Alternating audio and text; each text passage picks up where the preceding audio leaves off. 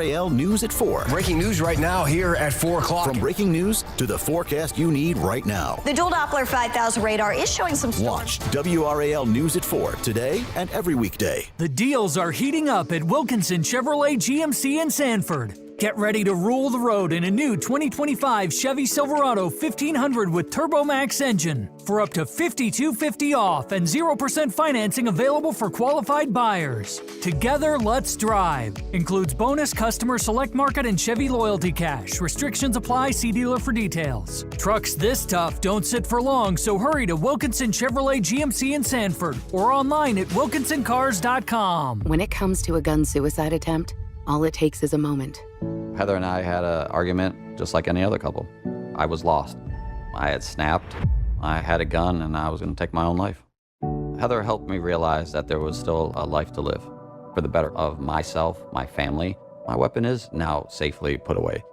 A moment of crisis can happen to anyone. Store your guns, locked, unloaded, and away from ammo. Hear more safe stories at endfamilyfire.org. Brought to you by Brady and the Ad Council. A torn ACL, stress fracture, aching back, a hip that's had it, life on hold, and all you want is to get it back. Enter Wake Orthopedics. Our fellowship-trained orthopedists do it all. General, sports, pediatric, joint replacement, fractures, spine, prevention, advanced diagnostics, progressive treatments, minimally invasive procedures, surgeries, and more.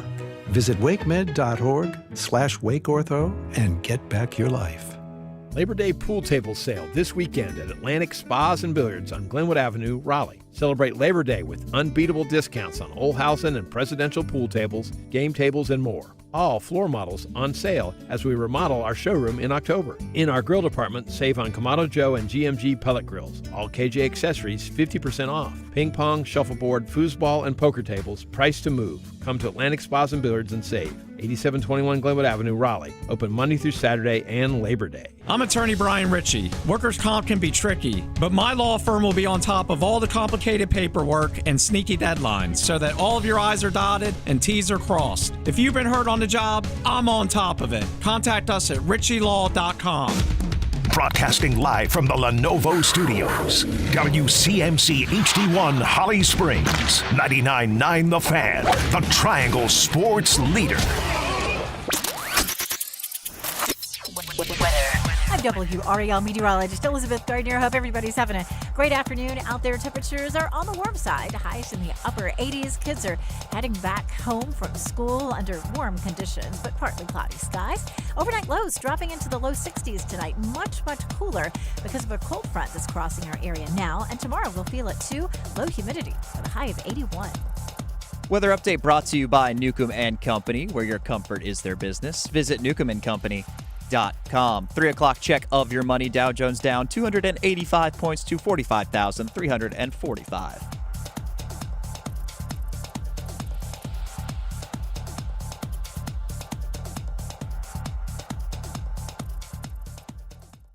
Bryce in the pocket, steps up, eludes the rush, throws, end zone, caught, Adam Thielen, touchdown! He'll toss it that way to Hampton, and he is in. Touchdown, Carolina. Bailey, shotgun, snap left hashes, QB keeper, dives forward, touchdown. Bailey is third of the night. Cooper faces up with 5 and 4, drives Davis, spins, waiting, fades away, and hits!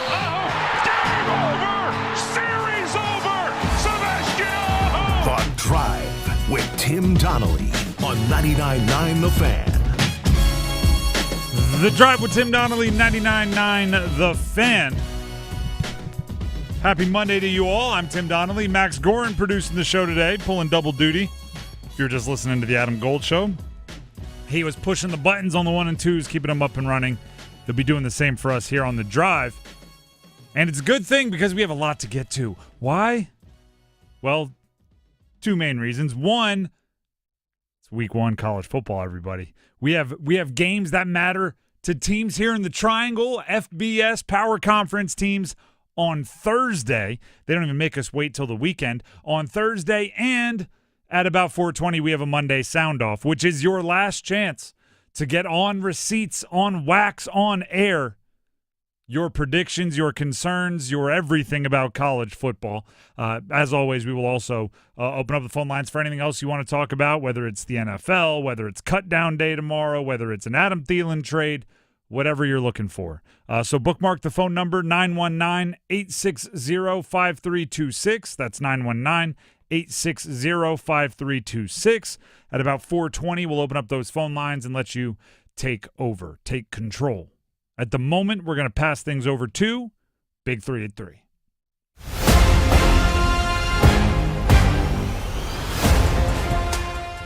And let's just jump into it. Let's start with number one. Number one. NC State ECU game week. They've actually been in game week practices now for a couple of days, right? When you're starting on Thursday, everything gets bumped up a little bit. State's become pretty used to having these Thursday night openers, but with a Thursday night game being the opener, it gets a little extra added sizzle because it is the ECU game. Now, here's just a little small indicator of how big this game is. Right now, if you were to go to NC State's schedule on ESPN, they give you some information, right? Date, time, network you can watch it on, opponent. Then all the way on the right, it says tickets. And it gives you the get-in-the-door price for tickets. Tickets as low as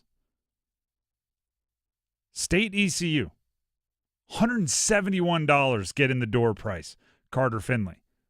$171. Now, I know it's the closest game, and prices do go up, right close up to game time. But at Notre Dame, $97. Next week against Virginia, so that's pretty close, $43. At Wake Forest, September 11th, $20. State ECU, $171. The people want to see this one. I think a lot of it has to do with NC State's home schedule doesn't have a lot of local teams on, other than Carolina, but again, that's still a long 3 months away. Last game of the regular season. That one will end up with higher tickets closer too. Yeah, it's sitting at 115 now, but as that one gets closer, that will grow. But you're right. I mean, Duke is in Durham. Wake Forest is in Winston-Salem, so that they aren't hosting many local teams. And no game against Clemson this year either. But also, you have the fight, you have the bowl game, you have the emotions. People want to see what this one's going to do. And State's been a bit of an enigma this offseason, right? They've been quiet, a little mysterious. Dave Doran spoke to the media right at the end of last week, kind of his game week opening press conference, and he was asked if the opener feels bigger with it being ECU. Well, it feels different because of how we acted at the end of the season. To me, we didn't live up to the privilege we have to be at this university, to work at this university. And it starts with me. I said that after the game. And so it's an opportunity to go play. And it is about who we're playing, obviously, because you have to know their personnel and their coaches and their schemes. It's always going to be about who you're playing. This is way more about how we play and how we carry the torch for this university and the reputation we want to have as a program. And so I do think that makes it different. We have played them back-to-back before, that was written about. I read one of the articles. So it's not new to play someone back-to-back. We've done that, but it's more about us than anything. I can hear the speeches in practice already, right? All of the things about the fighting and not living up to it. What does that sound like? You better finish it between the whistles this time. Better not need any extracurriculars. You better make this one quick and simple. 12-point favorites, by the way, opened at 12.5, moving back towards obviously the other side. So State is favored, but I don't know how the confidence is on a national scale. That's number one. Let's get to number two. Number two. Elon at Duke game week, also on Thursday. Now, I thought this was appropriate. Chip Alexander tweeted this out, but it's from Manny Diaz's availability earlier. When asked about the Duke-Elon game being more under the radar compared to the State ECU opener and later UNC on Monday, Manny Diaz was quoted saying, "We're not in the radar business." Tell me that's not a football coach. He's in mid-season quote right there. That's a mid-season form for for a coach's coach. We're not in the radar business. Thanks. Where's Rudy and Julius Campbell? Like, are you straight out of a Disney movie, Coach? Here's the way I look at this Duke season. They've got expectations. There's no scrappy underdog Duke anymore, which is a really interesting place to be, right? Because Mike Elko's first year, they did feel scrappy upstart. Then Mike Elko's second year, remember when they upset Clemson, that was kind of an announcement early in the season that they were good, right? Or that they were for real. Then Mike Elko leaves, and it kind of reset everything, right? It reset all expectations. What was going to be if Elko stuck around, now what's the next step became, can they maintain? And sure enough, they did. Now going into year number 2 of Manny Diaz, 3 into 4 of seasons where you've won at least 8 games. You have the highest paid player in the sport, according to On3 and Darian Mensah. There's no scrappy underdog anymore. Now you're Duke football. You're not, hey, that team that plays in the stadium on the basketball campus. You're Duke football for at least a year. You know what Duke football does when they host Elon? Smack them up and down the field. You win by a lot. You leave no doubt. That's what they have to go ahead and do on Thursday. Right now it's not just, it's a win against a scrappy in-state FCS team. Now it's, if you win by only 14, people are going to raise their eyebrows.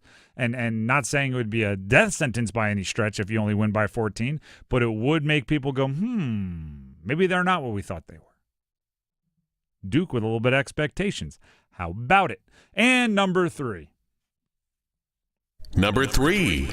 One of the final quarterback battles across the country came to a close over the weekend when Robbie Ashford was named the Wake Forest starting quarterback. Now, Robbie Ashford is well-traveled. Okay, started his career like 4.5 seasons-ish ago at Oregon.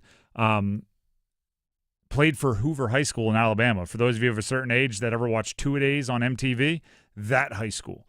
Robbie Ashford, listen, there are some people that are true believers in his physical ability. Some people think it's, you're going to be the next team to find out that Robbie Ashford ain't that dude. I think it's an interesting choice for this reason. Robbie Ashford is a legit athlete. When we talked with Jake Dickert, the head coach of Wake at ACC Kickoff, he called Ashford one of the best athletes on the team. If you pair Robbie Ashford with Damon Claiborne, their returning running back, you might have the fastest backfield in the country. Robbie Ashford, coming out of high school, back when the opening, the big Nike camp used to do laser-timed 40s for high schoolers, he ran a 4.59 40 coming out of high school. That's flying. Now, for all your friends out there, you got like 12 friends that all say they ran a 4.3. A, they're lying. B, it's hand-timed, right? Laser-timed 4.59, much faster than a hand-timed 4.59. So this dude could fly then, and you would assume, being in Oregon's and a few other very, very strong off-season programs, he's only gotten faster. So Damon Claiborne, as we brought up a few times, he had the fastest GPS speed of anybody in the country last year. For another way to put it, he, in College Football 26, the video game, has the fastest speed rating of any running back in the country. You put him with Robbie Ashford in the backfield, could that be the equalizer? Right? Wake Forest had to very much turn over their roster in a big way. Usually you have to do that when a coach moves on and a new coach comes in. Could that be a bit of an equalizer? Maybe. Right? The way that most upsets happen are not, like if you're talking about a overmatched team beating a better squad, it very rarely happens with the overmatched team just dominating play in and play out. Right? It very rarely happens with like, no, we bullied them and we picked up first downs like a machine. It's usually like 6 or 7 plays within a game make it possible. A pick 6 from going in the red zone to 80 yards the other way is a 14-point swing. That makes up a lot of difference. If you have Robbie Ashford and Damon Claiborne and they can test the boundaries with their speed, try to get the corner, search for big plays, if they hit 3 or 4 of them in a game, you might be able to play a little bit above your talent level. So I'm intrigued by what Wake Forest can do with 2 of the fastest guys in the entire country at their positions lined up in the same backfield in the ACC, in the state of North Carolina. Shout out to Wake. The Drive with Tim Donnelly, 99.9 The Fan. The other thing that's going on right now, in addition to it being a game week in college, it is cut down week in the NFL. We've already started to see some news trickle out. By 4 o'clock tomorrow, so a little over 24 hours from now, teams have to be all the way down to a 53-man roster. What does that mean for the Carolina Panthers? Stick around. At Howard Hanna Allen Tate Real Estate, they're not just about buying and selling homes. They strengthen local communities. To date, Howard Hanna Allen Tate has contributed more than $27 million to public education, children's health care, and dozens of other initiatives that improve the quality of life in the neighborhoods where their agents live, work, and play. Because strong communities create lasting value for everyone.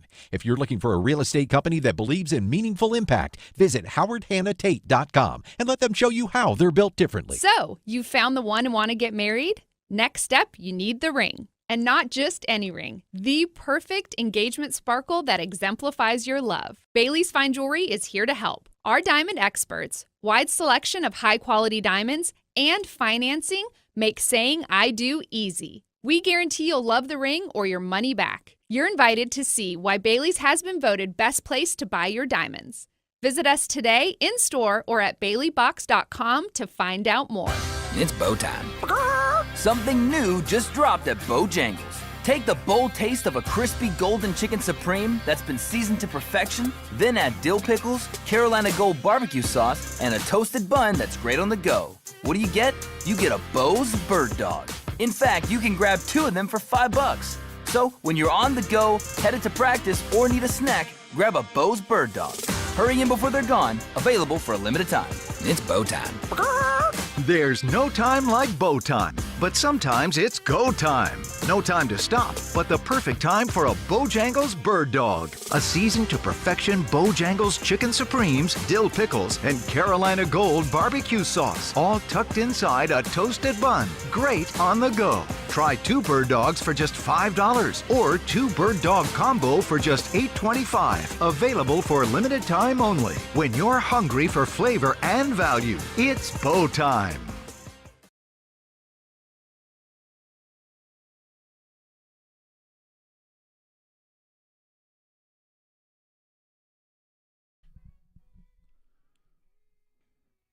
The Drive with Tim Donnelly, 99.9 The Fan. Monday sound off coming up 4:20 here on The Drive with Tim Donnelly. So if you have thoughts on who the Panthers should or should not cut, you can bring those up. Or thoughts on anything else going on in sports, you can bring that up as well. Bookmark the phone number 919-860-5326. We'll open up the phone lines for your calls in the 4 o'clock hour. In the meantime, we are just about 24 hours and change from cut down time in the NFL. The Panthers have to be down, and every other NFL team, have to be down to 53 players by tomorrow at 4 p.m. And there's going to be a lot of discussion about wide receivers. There's going to be a lot of discussion about defensive linemen, defensive backs, quarterbacks maybe. By the way, I'll update you on some of the news we have. Trey Swilling has been cut, a cornerback that they brought in earlier this season. This according to Mike Kay, who had it first. Joe Person has agreed with it from The Athletic. Jack Plummer, according to Tom Pelissero of the NFL Network, quarterback has been cut. Maybe a practice squad possibility there. And Panthers wide receiver Kobe Hudson also cut. He was a player I liked as a undrafted free agent, had some interesting game tape from college, but obviously making the 53 was always a long shot. They'll still have more to go, but that's just where we stand right now. With all this conversation, I want to remember one thing. Or if I were Dan Morgan or Brant Tillis, or more importantly, a friend of one of those guys, I would want to remind them of one thing. They can do whatever they want. They can break the mold. Right? Part of being a GM, part of being a leader in a front office is knowing the perceived rules. And the other part is knowing when those rules should be broken. Right? There is a kind of standard 53-man roster. 6 wide receivers, 2 or 3 quarterbacks, X amount of this, X amount of that. But you can do whatever you want. There are no rules against it, right? The Browns are going to keep 4 quarterbacks. Whether you think it's smart, dumb, whatever, they're allowed to do that. If you see more value in keeping a 4th quarterback than in keeping a 6th wide receiver, you can do that. You might be thin at wide receiver, but you can. Right? And it's not the best way to relate everything back to like, well, this is what I think when I gamble. But part of what I think when I gamble is, what am I going to feel the most stupid about if it goes wrong? Right? If for 20 years you bet against Tom Brady, at some point you just got to feel dumb when Tom Brady wins and you lose money on it, right? What are you going to feel the most dumb about? So if you're the Panthers and you're looking at it and you go, we have 7 wide receivers that we love. All dudes, all guys we think are going to make it in the NFL. Keep 7. Because if you cut one of those guys and they go somewhere else and have a great season, you're going to feel like an idiot. Or trade one of them, right? So you at least get something back. We'll talk about that later on. But the same is true. Like, we have to keep another defensive end. Well, it's like if you hate that defensive end, you don't have to keep him just to get the numbers right. And the same is true for hey, your last wide receiver on the roster doesn't have to be a great special teamer. Right? It doesn't. It's about figuring out what the rules are, why they are there, and figuring out if you have a good enough reason to break the rules. So the Athletics prediction for wide receivers to make the team: Adam Thielen, Tetairoa McMillan, Xavier Legette, Jalen Coker, Jimmy Horn, Hunter Renfrow, and Bryce Tremaine. That's 7 wide receivers. That would be above kind of the traditional. And you'd be cutting David Moore, who has been a good special teamer for you and is a trusted voice for Dave Canales. Now, normally I would say, gosh, get that down to 6. There's names there that can go. Get it down to 6 and use that somewhere else. But at the same time, right, Bryce Tremaine, young guy, minimal experience. The fact that he didn't play, sat down with the starters in preseason game 3, tells me there's something about him the Panthers like. I may not see it, but if they like him, they can, right? And if we're really boiling it down to like the nitty-gritty, I don't recall any team missing the playoffs and going, you know what, it all came down to we kept the wrong guy as the 52nd man on a 53-man roster, right? You can take chances at the end. You can take chances at the end. And then on top of that, the things you've done this offseason, sometimes you just have to you're almost already pot committed, okay? You're already pot committed on some of these. Let me explain. The Athletics prediction on who will make the team for the defensive line. They have Derek Brown, A'Shawn Robinson, and this is more interior, right? Those outside linebackers don't count, even though they're kind of defensive ends from my day. Derek Brown, A'Shawn Robinson, Bobby Brown, Turk Wharton, Cam Jackson make the team. Notable cuts, they had Shai Tuttle, LeBrian Ray, Jaden Crumity. This one's kind of already been decided, right? Because if you look at last year, at times, Tuttle and Ray started. At times, they played really well. At times, they carried a bulk of the responsibility for the interior of that defensive line in Derek Brown's absence. But then you brought in Bobby Brown and Tershawn Wharton this offseason. You drafted Cam Jackson. Those decisions have already been made, and you kind of have to live with them now. Right? Have some conviction. Believe in your evaluation ability. Sometimes I see teams on cutdown day get real conservative, and I'm going, ooh, I don't like that, right? If you brought in somebody's replacement and you spent resources on that replacement, a draft pick, a bunch of free agency money, whatever it is, trust the evaluation you made at that time. Even if it does it might feel foolish going like Shai Tuttle, he's played a lot of snaps for us. And I'm going like, well, if you were going to have that kind of cold feet, don't draft Cam Jackson or don't bring in Tershawn Wharton, right? You've already made that mistake. If it's been made, don't turn it into 2 mistakes now. And then, sit back and enjoy what you established, which is you strength into strength. I think most people look at the Panthers defense and say interior defensive line is and was a strength. So if you're cutting guys that were a part of a strength last year because you brought in better guys, celebrate the fact that you strengthened a strength, which a lot of teams struggle doing.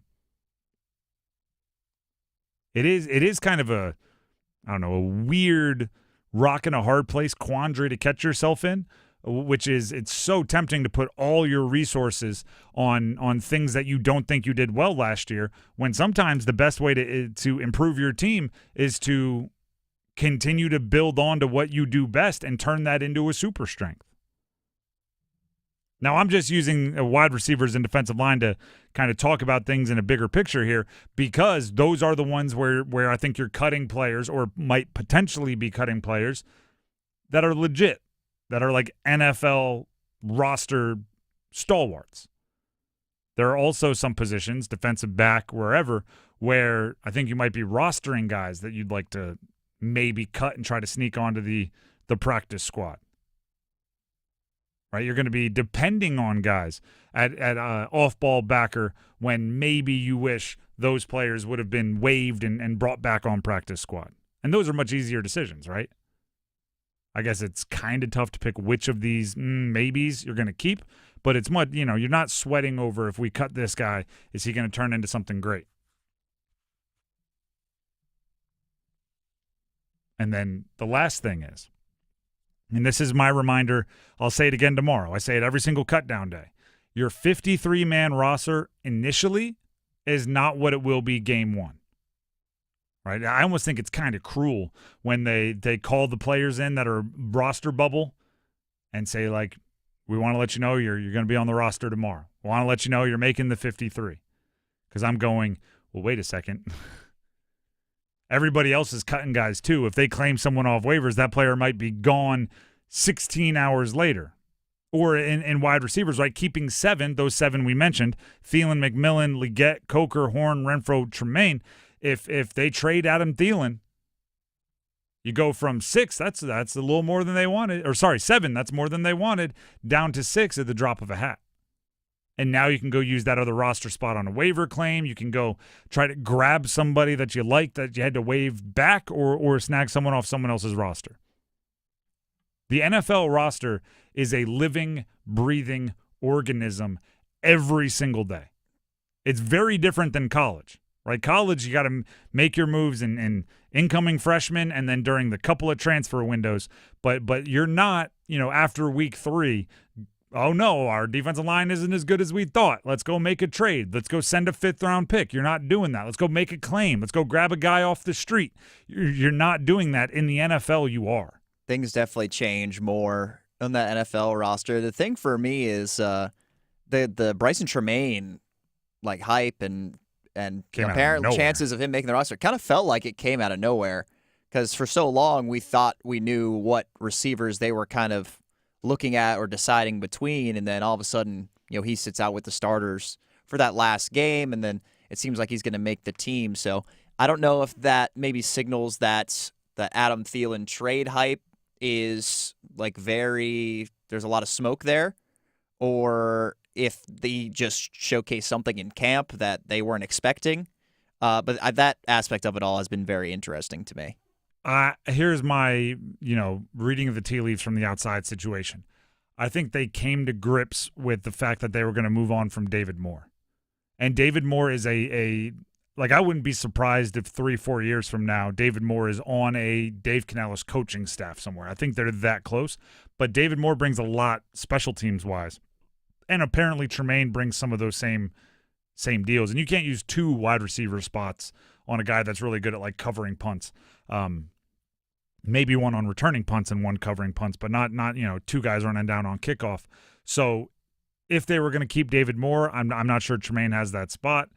But once they came to grips with, all right, it might be time to move on from my old trusty David Moore, Tremaine was the guy with the skill set best to replace it. But again, that's just from the outside looking in. And, you can also remind people of this. What was it, last year, Tim Patrick was running as the number 2 wide receiver with Denver all preseason, and then they cut him before 53 men. Sometimes I don't know. They don't realize it until they all get in a room before 53-man roster and go, all right, who likes this guy? I thought you did. I thought you did. No, I was playing him because I thought you wanted me to play him. Oh, and nobody likes this guy? All right, let's cut him, even though he's playing like 60% of the snaps with the ones. Sometimes it happens that way. Sometimes. Not often, but sometimes.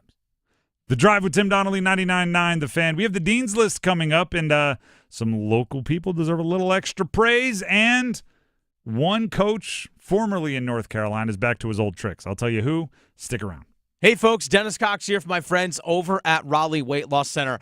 I started the program at Raleigh Weight Loss Center about 4 weeks ago, and I've already lost over 25 pounds. That's real talk. Over 25 pounds. I stepped on the scale this weekend, and guess what? More than 25 pounds down than where I was 4 weeks ago. The results are real with Raleigh Weight Loss Center. It's not just my weight that's gone down. My breathing has gotten better because my resting heart rate's down. I'm not snoring as much as night. There's so much about my quality of life that has gotten better thanks to Raleigh Weight Loss Center. No shots, no injections, no side effects, just your body resetting its metabolism the natural way. Raleigh Weight Loss Center is having a huge end-of-summer sale offering up to 20% off now through August 29th with the lowest prices of the year on the amazing Raleigh Weight Loss program. Schedule your free consultation today by calling 919-897-7506. That's 919-897-7506 or online at RaleighWeightLossCenter.com. Did you catch Luisito's header? Yeah, I just recorded it on my new Samsung A36 5G phone I got for free at Total Wireless. Oh, I'm actually live streaming the whole match with my new Samsung Tab A9 that I also got free at Total Wireless. I got that tablet too. And I got that phone too. We both got both. Go! Switch to Total Wireless and get both the Samsung A36 5G and the Samsung Tab A9 for free. For a limited time while supplies last, valid in store. Requires new phone activation on the Total 5G Unlimited plan or higher external port and ID verification and new activation on the Total 5G Unlimited 6-month tablet plan. Restrictions apply. Welcome to Take 5 Oil Change. Thanks. Got my seat cushion, crossword puzzle, and can't forget the hand sanitizer. Okay, show me the waiting room. No need for all that. You can stay in your car. I'll stay in my car. Get out. Yep, you stay in. It'll just be 10 minutes. 10 minutes? Get out. Go ahead, sit back and relax. Well, I guess I'll save all this for the DMV. If only they took 10 minutes, am I right? I'm sorry. Take 5. The stay in your car 10-minute oil change.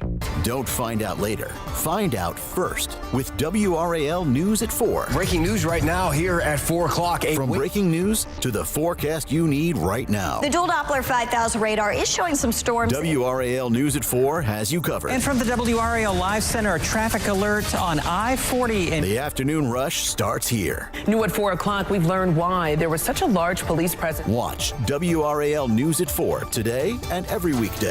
That's coverage you can count on. Lowe's knows tough jobs call for tougher tools. The new DeWalt Elite Series power tool accessories are built to last for the pro who doesn't stop. With precision fitment, durability, and impact resistance, finishing jobs faster has never been easier. Shop the new DeWalt Elite Series at an everyday low price exclusively at Lowe's. We help, you save. You're listening to Leaf Filter Radio, and the guru of gutter protection himself, Chris Coonahan, is here to take your most pressing leaf-related questions. Hey, everybody, Chris here. I understand we have Ron on the line. Ron, where are you calling from?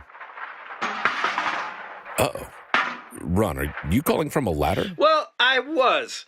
I wanted to ask Chris what I need to do to get my gutters ready to have leaf filter installed. Oh, Ron, you don't have to do anything. A Leaf Filter Trusted Pro will come out and clean out your gutters, realign and seal your gutters, and install Leaf Filter, America's #1 gutter protection system. So I didn't need to get on this ladder? Ron, Leaf Filter Trusted Pros are in your neighborhood and ready to help. Just visit leaffilter.com/deal to schedule your free gutter inspection and get up to 30% off. Thank goodness.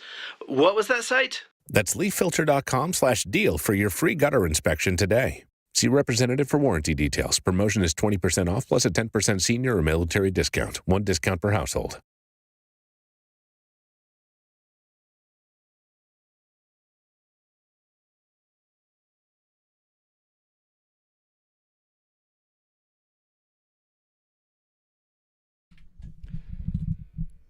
The Drive with Tim Donnelly, 99.9 The Fan. We have Monday Sound Off coming up at 4:20, well, 4:15, 4:20. We'll give or take a couple minutes, where you can voice your opinions on darn near anything. You can ask questions. You can debate. We'll open up the phone lines, 919-860-5326. Speaking of voicing your opinions on anything and everything, before we get to a Dean's List, former NC State wide receiver, according to Ian Rappaport, wide receiver Jacoby Myers recently met with Las Vegas Raiders team brass and requested to be traded. Huh? How about that one? Jacoby Myers said, I got some things that I need to get off of my chest. Did not see that one coming. Maybe they're really going to be run heavy with Ginty this year. He had 1,000 yards last year. Low key, like low key. Really productive fantasy guy the last few years. 6 touchdowns, 8 touchdowns, 4 touchdowns, 800 yards, 1,000+ yards. The team, according to Rappaport, citing his value, said they had no plans to do so.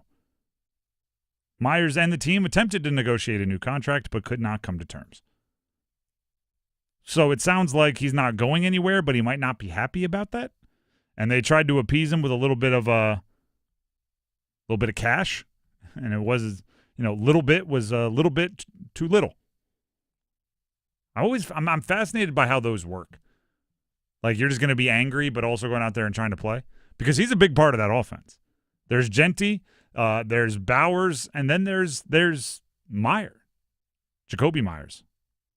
Maybe that means Jack Besh and Deontay Thornton are taking the rookies, are taking all those reps. I don't know, but for a former NC State wide receiver that's made a nice career in the NFL, that's some news. Requesting a trade, that is some news. With that being said, to look towards other newsmakers in the educational sports world, let's hit the Dean's List.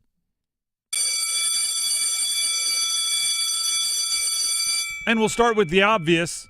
Chris Mosley, NC Central running back. Week 0, NC Central Southern University in Atlanta, Saturday prime time, national television. Mosley, 15 carries, 174 yards and a touchdown in a 31-14 win over Southern. 15 carries, 174 yards, like 40-something yard touchdown run. That's a great day for the running back. Great day. Do you know what's the sad part about it? How much? Let me see. I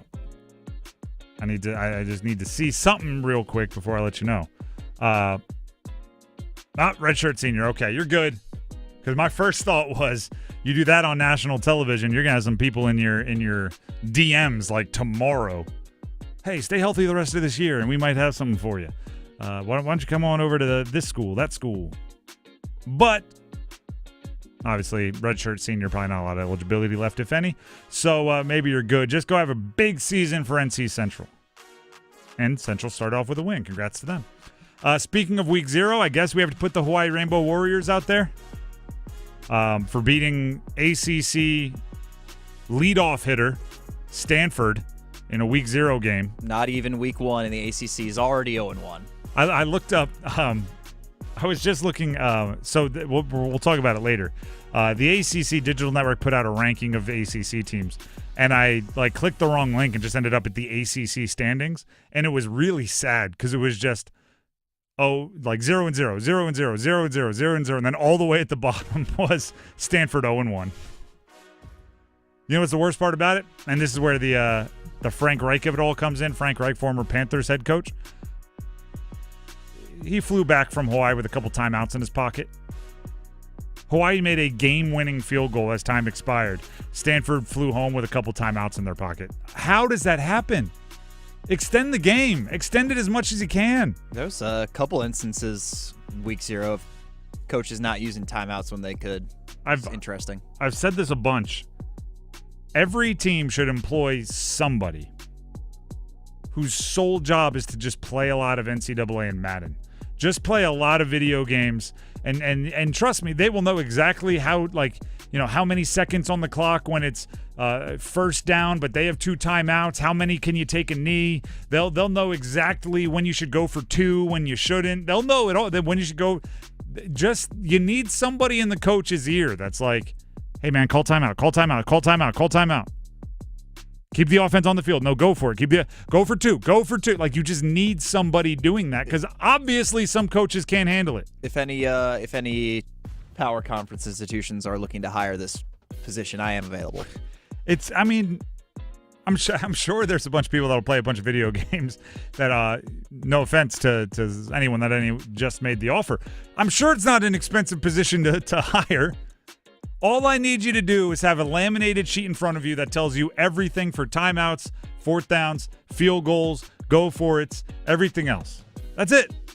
And then you have like the bat phone directly to the head coach's headset. That's all you need. Do you have a Dean's List you'd like to throw out there, Max? I do. I was locked in on the week 0 slate on Saturday as well. Watched every game. Well, every game that we could. The UNLV Idaho State was not on national television, so that one we couldn't get on. But I'll give a Dean's List shout out to Dominique Orange, say D lineman for Iowa State. Early contender for one of the great nicknames in college football. They call him Big Citrus. Last name Orange. Big dude. Yeah, 6'4", 325. Big Citrus. Had 2 tackles en route to Iowa State's 24-21 win against Kansas State over there in Ireland. And shout out to both teams kicking off the season well. First half, especially the first quarter, pretty sloppy. It was raining. Shocker, rain in Ireland. I know we're surprised to see that. But both offenses kind of struggled to get going early on, but ended up being pretty high octane down the stretch, especially in the fourth quarter, and ended with a 1-possession game that really was about to be a 2-score game. They ended up kneeling out the clock, but thought it was a good start to the college football season. So shout out both teams, but especially Big Citrus, Dominique Orange. The only thing I'll say that I think that because I've in a group chat we had this conversation, could you do better than Big Citrus for Dominique Orange? The one thing I'll say is I like the ones that come in like opposite. For example, I had a kid on like my Little League baseball team whose first name was Ford, Ford. So of course, the father of one of our other buddies called him Big Chevy, right? Because it's Ford. It had to be Chevy. To me, it's so much funnier, more funny. So Dominique Orange, if you weren't gonna go Big Citrus, it's almost like Big Veggie, right? Or like the Big Apple, right? Something that's the opposite of orange. I think you could hit a little bit better there, but like the little mandarin orange, they call him Little Cutie. Call him or tangerine or something, clementine. There's got to be something there. The Big Citrus is good though. Don't get me wrong, and if it sticks and it works, far be it from me to end a good thing. More Dean's List, a couple of quick ones here. Aaron Hall, Darian Mensah, Justin Pickett, Wesley Williams. They were named Duke football captains. I thought this was interesting. And this is speaking of Little League, like not Little League. None of the All-Americans named captains. They have Chandler Rivers, Brian Parker II, who are on multiple All-American lists. Terry Moore, some of the deeper All-American lists, not captains, right? So I'm fascinated by how these guys get named because a lot of times it's just who's the best player who plays the most. They get voted captain, whether they're vocal leaders or not. Duke obviously going with a different way, right? They're going with maybe guys that are more leaders in culture rather than leaders in statistics. And then Emmanuel Dildy works his way onto the Dean's List. A Duke basketball assistant has been promoted to associate head coach. I find it interesting that John Shire continues to, and I like it, by the way, not a Brotherhood guy. Did not play at Duke, right? For years and years, decades under Coach K. If you were going to have a spot on that sideline, you better have worn the jersey at some point in time. John Shire, when he took over, brought in a couple of quote-unquote outsiders, Dildy being one of them, and now he's kind of growing in role, which I like, right? John Shire's putting his fingerprints on the program, and eventually I do think he'll get back to Brotherhood guys, but there'll be guys that have played for him. Little distance from Coach K, I think, is good without, separating the program from Coach K because he built the foundation. That's the Dean's List. Let's go ahead and dismiss the Dean's List. There it is. Just in time for us to hit some winners and losers when we come back. There's one winner that I'm actually very excited Max is the producer for today, so we can talk about it. Winners and losers coming up next. But first, I got to tell you about a winner that's a winner all the darn time, and that's Bailey's Fine Jewelry. We should put them on winners literally every single week because they have one of the coolest, best, most iconic selections of luxury watches, luxury timepieces, not just in the area, not just in the state, but as far as the eye can see. The Fox and Bailey Watch Shop, located inside Bailey's Fine Jewelry at their Village District location, has all of the iconic brands, but I'm going to talk about just one. When you walk in, look to the left, you'll be looking at a display case right in the main showroom for Blancpain. Blancpain, the 50 Fathoms model specifically, I call it the granddaddy of all dive watches. It is the origin, the thing that started everything for modern dive watches. And dive watches have taken on a mind of their own, right? They're now fashion. They're now obviously great for sailing and anything where you might get a splash of water on your watch. But it all started with the Blancpain 50 Fathoms. It is a very simple, very classy. You could wear it with a tuxedo. You could wear it out. You could do a whole bunch of different things with it. But what you do know is that if another watch person sees it, or if another person that's really into the sailing world, if another person that's really into the scuba world is walking by, they're going to give you the if you know, little nod. Like, that's pretty darn sweet, right? So you could, if you want something that's a little more under the radar, but the people that you want to know will know, Blancpain 50 Fathoms is about as famous of a dive watch as you can get. Check them out. They're all at the Fox and Bailey Watch Shop, located inside Bailey's Fine Jewelry at their Village District location. When you're there, let them know you heard about it right here from Tim on 99.9 The Fan. We have winners and losers coming up next. Don't go anywhere.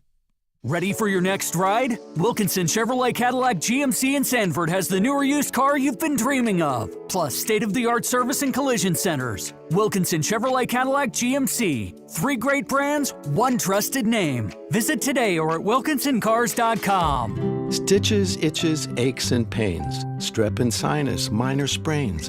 Pink eye, earaches, fever, flu. Virtual visits, physicals too.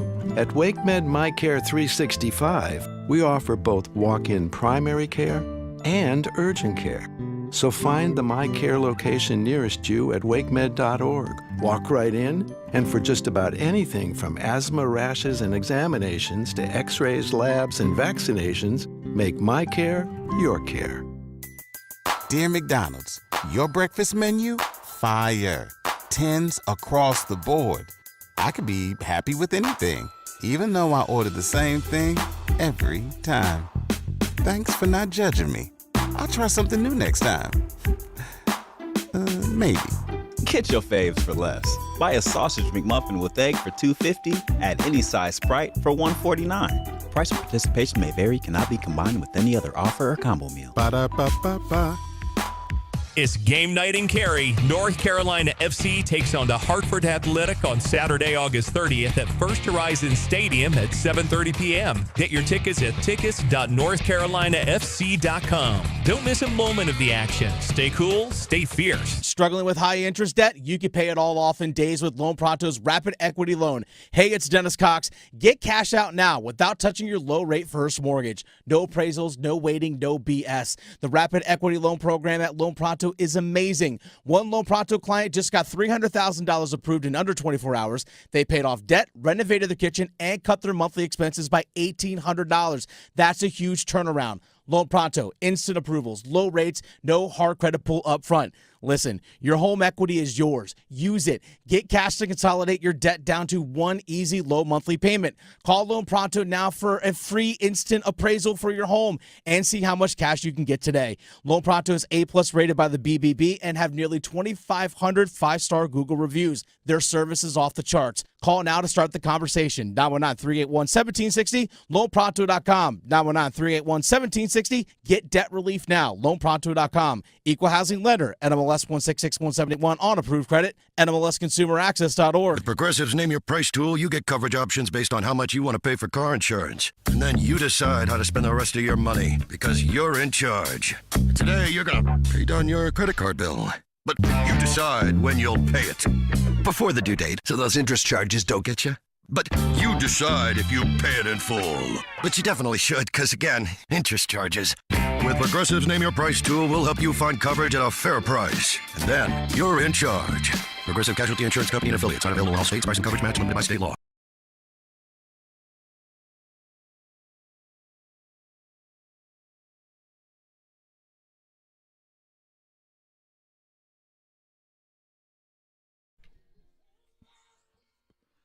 The Drive with Tim Donnelly, 99.9 The Fan.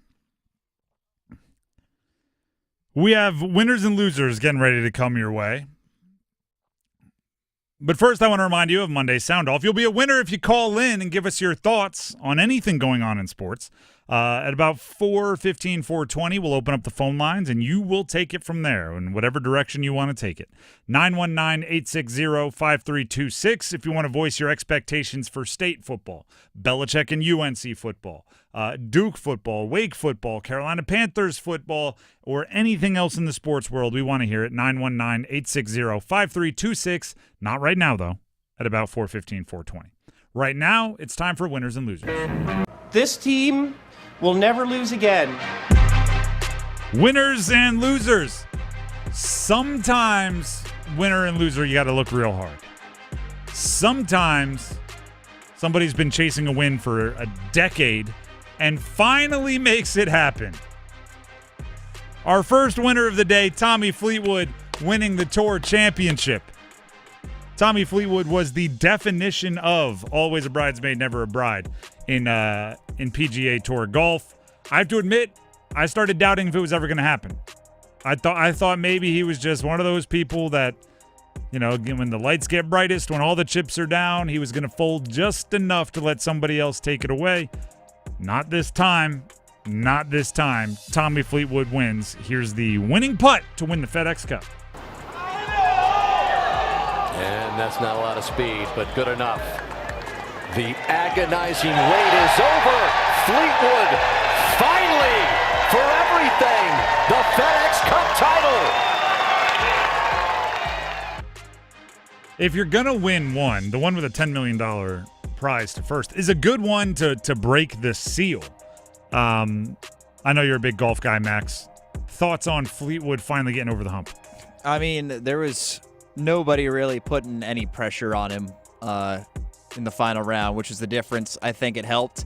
I think if someone had been lurking around, like Scotty Scheffler got to 15 under heading to the 15th tee, which is that crazy par 3, probably the hardest par 3 I've ever seen, basically an island green that's 220 yards away. If Scotty doesn't put his tee ball in the water there, maybe he drops a couple shots, and that's a little less margin for error for Tommy coming in, but he didn't really have anybody pressing him. He was able to finally hold it off.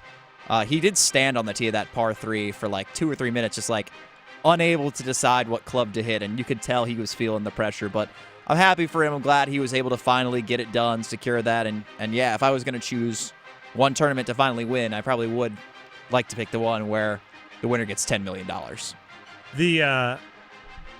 The last thing I'll say is I did feel like his first win was going to have to be one where he was kind of unchallenged. Similar with like Cam Young earlier this year, getting his first win, the Wake Forest golfer who's also perennially the bridesmaid, the runner-up, the top 10 without winning.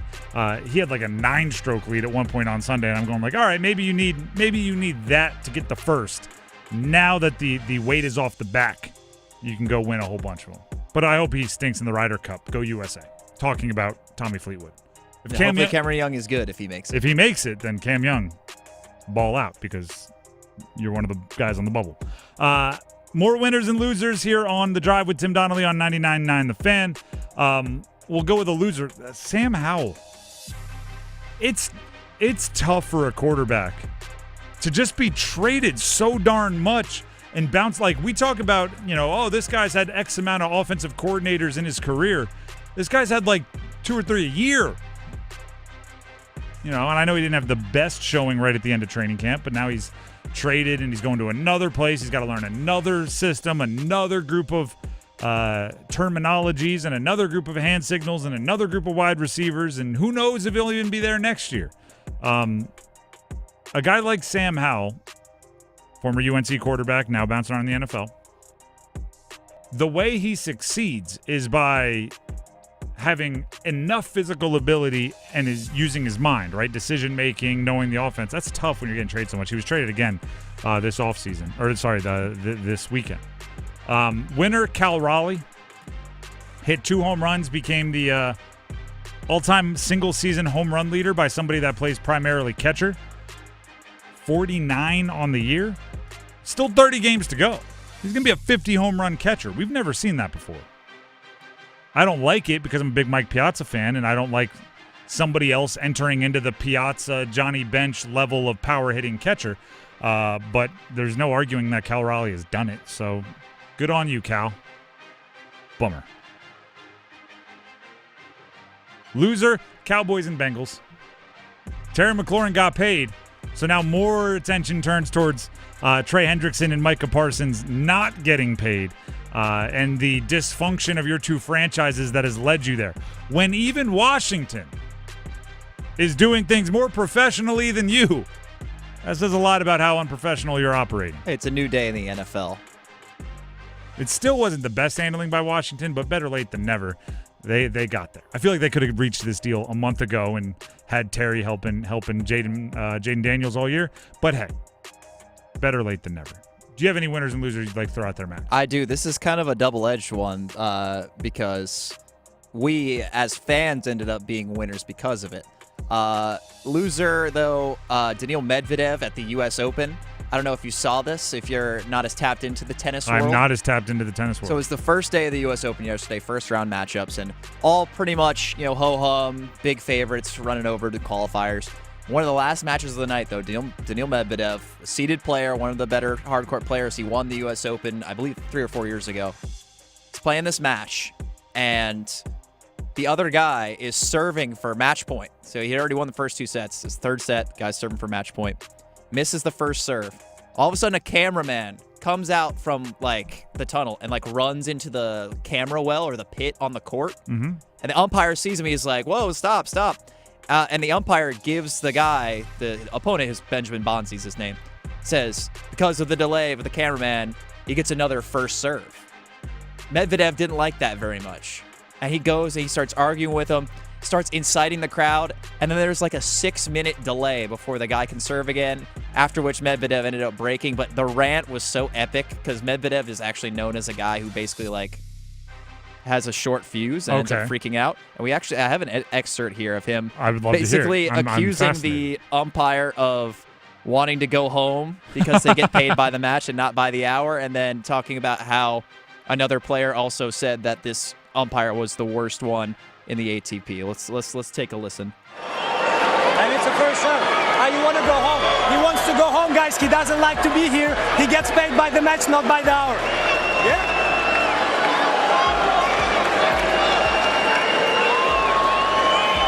What did Riley Opelka say? Let's play.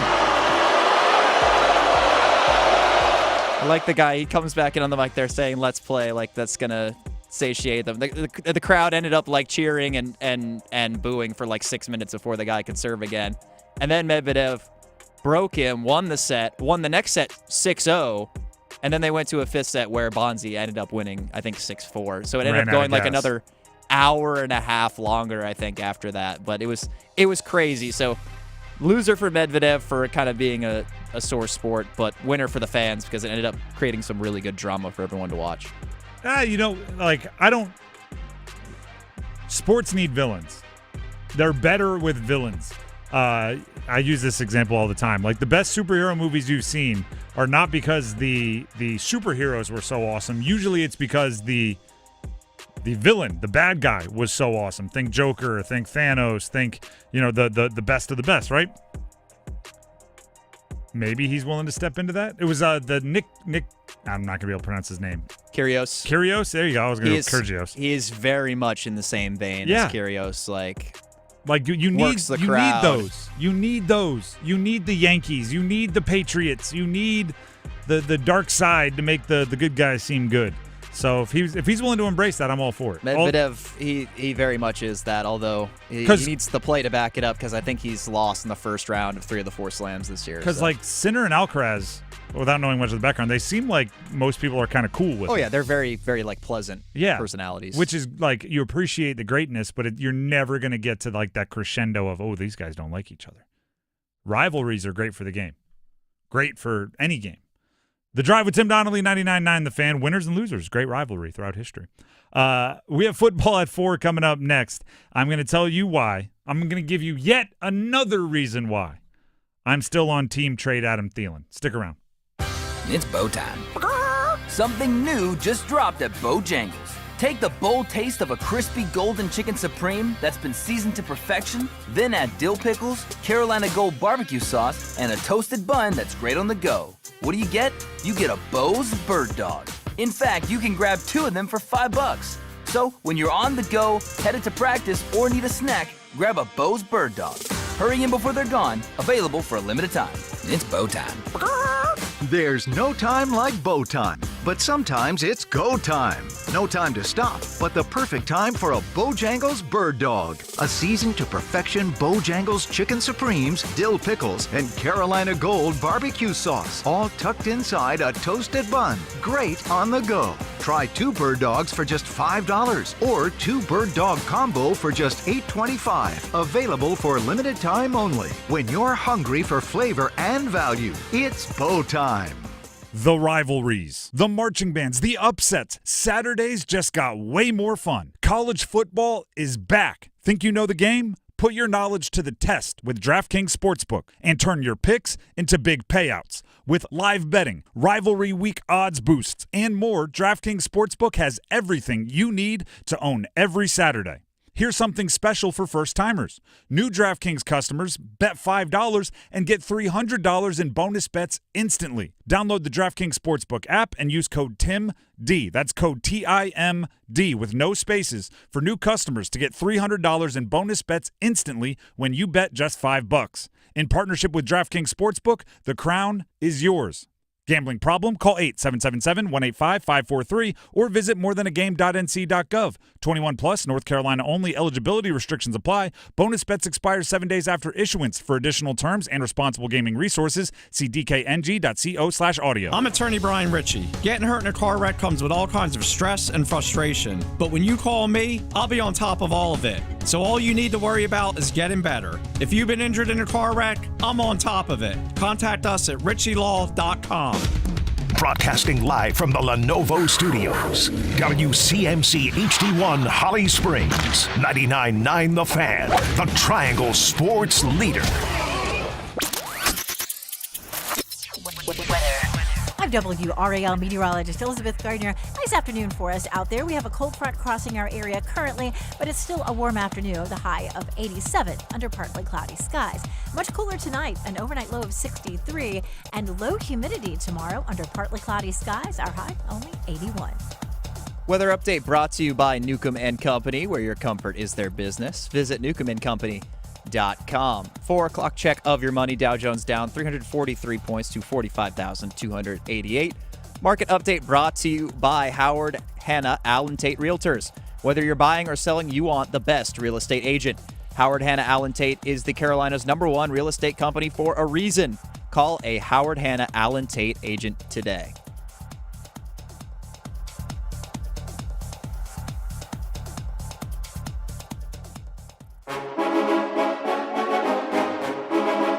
Let's move the chains.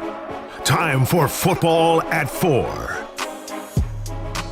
The Drive with Tim Donnelly, 99.9 The Fan. It is time for football at 4. We are about 15 minutes away from, maybe 20 minutes away from Monday's Sound Off. So if you have reactions to anything I'm about to say, we'd love to hear them. In about 15 or 20 minutes, we'll open up the phone lines for those reactions and anything else you'd like to talk about. You can sound off, get whatever you need to off your chest. I'm still team trade Adam Thielen. Over this weekend, I saw so many takes of don't just give him away for free. No one is advocating to give him away for free. But I do think that I would take less than many of you.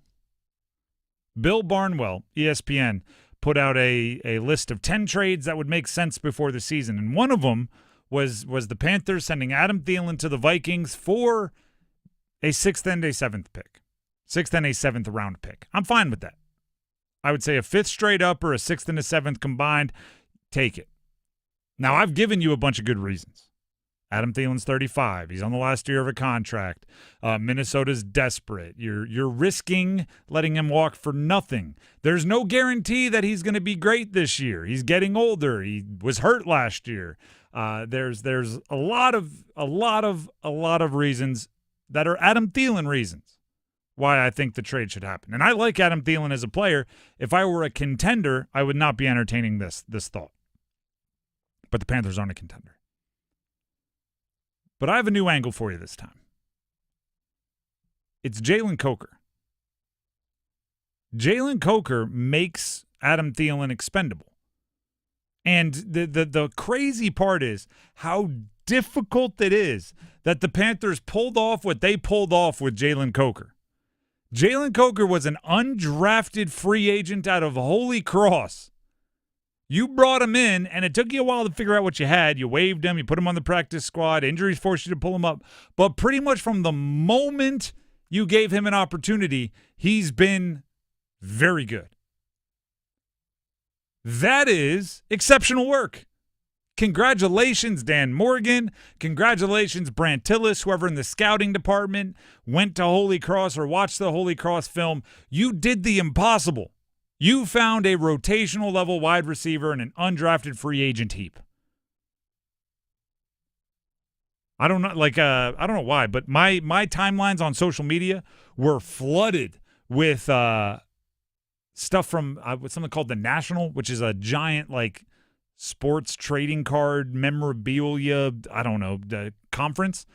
And all the stories, where I'm sure they were fake, but all these influencers would be walking around and they'd be looking in the dollar bin, right?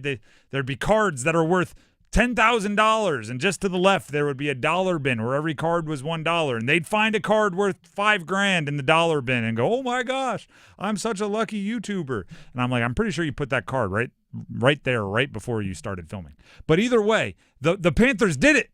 They looked in the dollar bin and found a $5,000 card. They did it. They did the hard part. To get the full value of it, though, you have to get him on the field.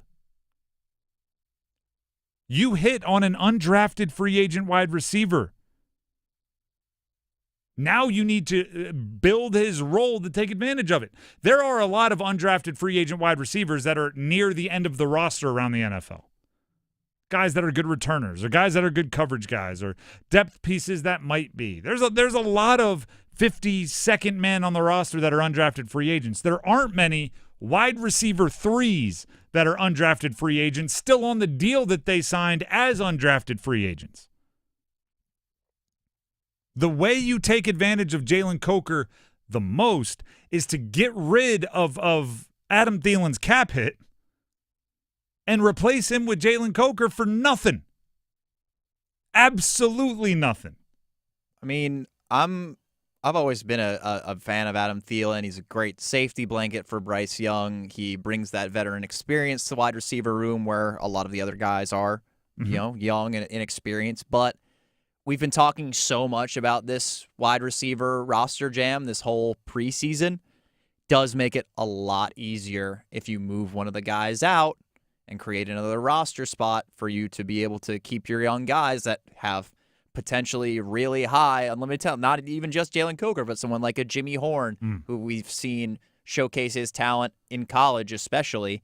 You want to have him be able to have a significant role, not just special teams or punt returning or whatever it might be. So it does make things a little bit easier in terms of just the roster numbers. It's strange talking about the Panthers as if they have a logjam at wide receiver, because I'm not going to, don't get me wrong, I'm not putting their wide receiver room at the top of any rankings, right? It's not like, well, there's the Bengals with Jamar Chase and T. Higgins, and then the Panthers with Petteroa, McMillan, and Jalen Coker. I'm not doing that, but what I'm saying is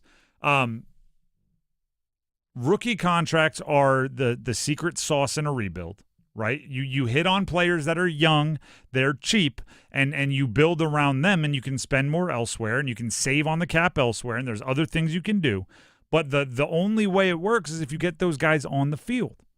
If you, say you drafted, we're seeing it right now with the Giants, right? The Giants may have hit on Jackson Dart. I don't know if he did. I wasn't super high on him pre-draft, but he looked really good in the preseason. If they're still playing Russell Wilson, they're not getting the benefit of maybe hitting on Jackson Dart, which is why I think there's at least a better than 0% possibility that either Russell Wilson, Jameis Winston, or some combination thereof are traded here early in the year when maybe someone else gets hurt, or even before the season, because they have to get Jackson Dart on the field to make it make sense, to get that value. Adam Thielen right now is a 35-year-old. Birthday last week. Happy birthday, Adam. 35-year-old that is doing, like, it's a double-edged sword, right? Right now, he's the only thing preventing your top 3 wide receivers from being 2 second-year players and a rookie. But he's also the only one keeping valuable reps from 2 second-year players and a rookie who have their entire career ahead of them. Like, you have to get the young guys out there. You have to get them depended upon in you have to get them dependent upon in big moments. It's the only way they're going to learn. And then the other side is get something back for it. Get something back for it. You get a 6th and a 7th. And by the way, did anybody see what the let me make sure I get all the trades right. Did anybody see what the Eagles did this weekend? I saw the Adam Schefter notification, a hat trick of trades. A hat trick of trades that were all just 6th and 7th moving around and shuffling. And sure enough, because they're the Eagles and they have a front office that is kind of crushing it right now, obviously coming off a Super Bowl championship, they are they're better off for it. And they, sent this guy away for a 6th, went and got this guy for a 7th, sent that guy away for a 6th. Even if you're like, what's this future 6th round pick going to do for you? You can flip and turn it into something. It's a gross way to look at sports, right? You don't want to do this because it makes you feel like you're dehumanizing athletes. But at a certain point, you got to look at them like assets, like literal trading cards. Adam Thielen right now might be worth a 5th. He might be worth a 6th and a 7th. 6 months from now, he's worth nothing. Absolutely zero. So how, if you are the Panthers, can you take that value and create it into something that will be of value for you 6 months from now? If you get the 5th rounder for it, you might just say, we'll draft some guy in the 5th next year. By the way, the Vikings have 1 billion picks. You also might say, we'll take that 5th, like the Eagles just did, and flip it for a player at a position of need because we actually have some depth at wide receiver, and we can go find a veteran for a 5th round pick from somewhere else at a corner. Right? It doesn't have to end there. Every trade isn't in a vacuum. Build value over and over and over again. Turn Adam Thielen into something of more value. Turn that something of more value into something of more value, and do that over and over and over again. It's the I don't even know if this is true. It's like the guy who flipped the pen into a house. Yeah. Yes. And I'm not saying Adam Thielen's a paperclip, but it makes sense, right? You start with a paperclip, you trade it for a pencil, you trade the pencil for a pen, you trade the pen for a calculator, you trade the calculator for a remote control car, trade the remote control car for a bigger remote control car, you trade the remote control car for a TV, you trade the TV, and then all of a sudden you own a house. It all started with a paperclip. There's some guy that did that. I think it was in like the UK or something. But that's good GMing. And matter of fact, some of it's in the NBA has happened that way, where the Thunder turned Serge Ibaka into 2 firsts, and they turned one of those firsts into Paul George, and they turned Paul George into 4 firsts, and they turned those 4 firsts into and SGA. Then they turned and all of a sudden it all turned out that they basically took one aging big man, undersized big man, and turned it into a dynasty. You can't go broke making a profit. If there's an opportunity for the Panthers to make a profit off of Adam Thielen right now and open up some opportunities for guys like Jalen Coker to build their value, now we're moving in the right direction. Now Jalen Coker is worth more, and you got something back for Adam Thielen. You can flip that into something else, and that's the only way it works. And it works that way for everybody. Everybody. Philadelphia Eagles won a championship last year. They're out there trying to get 1% better on trades involving 6th rounders. You see what they did with Derek Nottie? Derek Nottie was on the Chiefs for like 6 or 7 years, hits free agency, signs with the Eagles. You know what the Eagles did? Traded him back to the Chiefs during preseason. Got like a 6th-round pick for it or a 6th pick swap or something. Could have just cut him, right? Could have made a spot for him on the roster.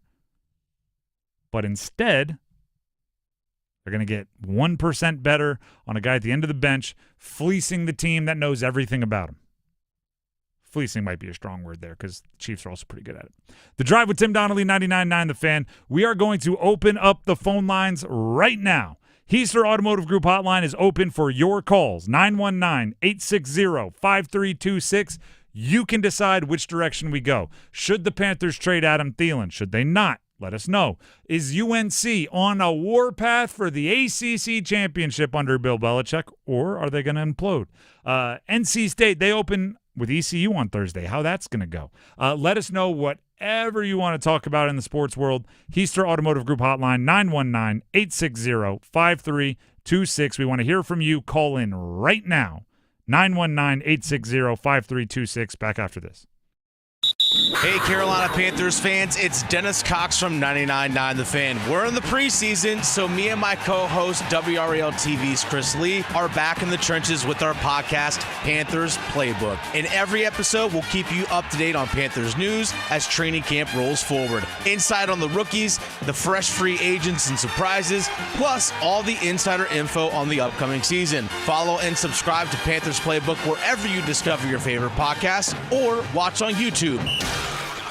Hey folks, Dennis Cox here for my friends over at Raleigh Weight Loss Center. Folks, if you have struggled with your weight like I have over the last few years, you definitely need to listen to this. I can proudly say that I have lost over 25 pounds in the last 4 weeks thanks to Raleigh Weight Loss Center.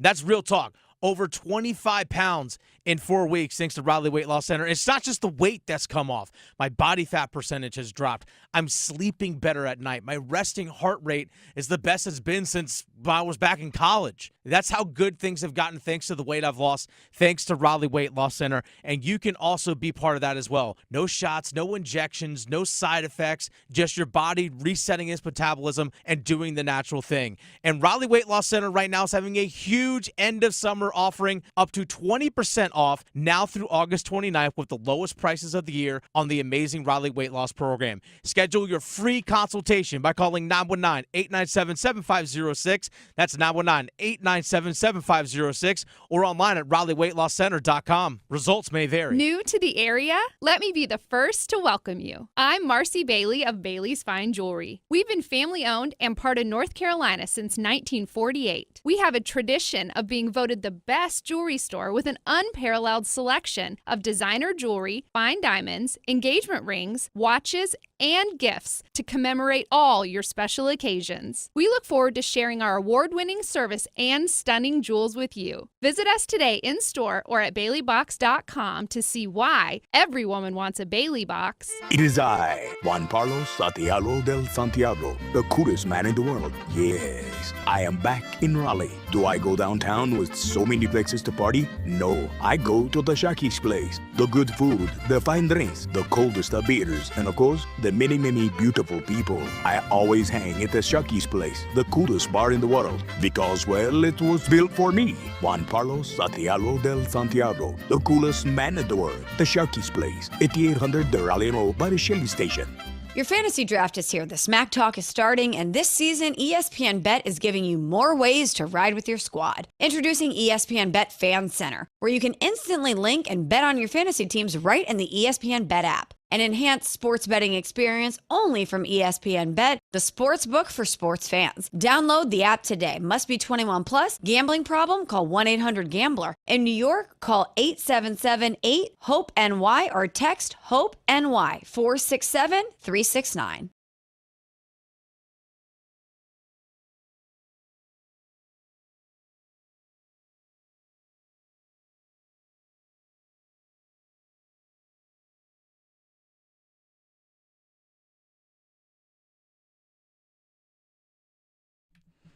The Drive with Tim Donnelly, 99.9 The Fan. It is time for a little Monday sound off. That's the horn. That means you should give us a ring. Heister Automotive Group hotline open for your calls, 919-860-5326. A couple of you waiting patiently already. We do have some updates on Panthers cut situation. Nothing super surprising, but I will say this. Both Jack Plummer and Bryce Perkins have been waived, young quarterbacks, which does leave the Panthers with, quote-unquote, just Bryce Young and Andy Dalton. That is kind of expected, 2 quarterbacks. Other than that, Jacoby George, Kobe Hudson at wide receiver, maybe some names that some thought had an outside chance. And Matthew Wright has been released as a vested veteran. That means that the kicker race, kicker position battle, rookie Ryan Fitzgerald, the only kicker on the roster. So at least one thing kind of being sorted out here on the first day as they try to cut down to the 53-man roster by tomorrow at 4 o'clock, which is when they need to be at 53 on the roster. All right, there's the update. Now let's get to the Heister Automotive Group hotline, 919-860-5326. Call in with your takes on anything in sports, NFL football, college football, your favorite team, locally or otherwise. We want to hear it. 919-860-5326. We were just talking about the potential to trade Adam Thielen. Justin in Raleigh wants to sound off on Thielen, so he's first up on a Monday sound off. Justin, thank you very much. Welcome to the show. Go ahead and sound off. Thanks for having me. I don't know how this trade has not gone down already.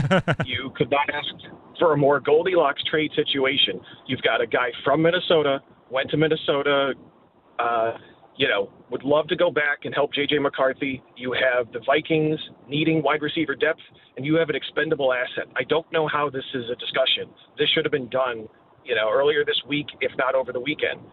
This is an indicator that the Panthers front office is not really thinking, in my book. I don't disagree with much that you said there. Maybe a little harsh, but I'm with it, Justin. Appreciate the call. Call back in anytime. Here's the one thing that I think happens to everybody occasionally in negotiations. You get so stuck on winning the negotiation that you don't realize it's just a deal that you want to and should make. Right? It's just a deal that you want to. And I've told this story before, but I grew up in Hawaii when I was 25. We did a family vacation, took my and my brothers, our wives, out there with us to see where we grew up. We were at for whatever reason, when I was a kid, I really liked the Lucky Tiki, like a little tiki man that was for luck. So we were at a swap meet, a flea market, and I wanted a Lucky Tiki bottle opener. And it was like $3. And this was a place where you haggle. So my wife was like, I'm good at haggling. Let me take it. She walked up, said, $1. Guy said, $2.50. She said, $1, we're not paying $1 more. He said, $2.50 is the best I can do. She said, we'll walk. She grabbed my dad in my arm and we, I'm like, are we bluffing? What are we doing here? She's like, no. They're not going to come down more than 50 cents. That's not how you haggle. I'm like, it's $2.50 and I want it. I'm going back and I'm getting the Lucky Tiki. It might be a bad deal. If it's 50 cents of a bad deal, I can handle that. I don't want the Panthers to get caught up in how insulting is a fifth? They should give us a conditional fourth. And I'm going yeah, you're going to walk away from that deal and get nothing for it? Or you're going to say, you know what? We want what you can offer because this guy's about to be worth nothing in a couple of minutes. The moment he gets hurt, the moment he goes out there and has a quiet month, the moment he doesn't look like himself because he's 35 years old, he's worth nothing. Heister Automotive Group hotline open for all your calls, not just Adam Thielen calls. 919-860-5326. Call in, talk about your favorite team. Edward in Wendell is up next. Edward, you want to sound off on Dave Doran in the NC State Wolfpack. Can't wait to hear it. Welcome to the show. Sound off. I think Dave Doran, I think this is his last year. If he puts up a bad year, I'm saying we need at least 9 wins. 10 wins is too much. If you say the last time they had 10 wins was, I think, when we had Russell Wilson. I don't know. I'm not that old, but I think I think ECU, if we lose, that's just derailing. We need a great locker room where one game doesn't derail our season. Because I feel like if we lose a game against ECU, our season's gone. Because that's been showing a lot.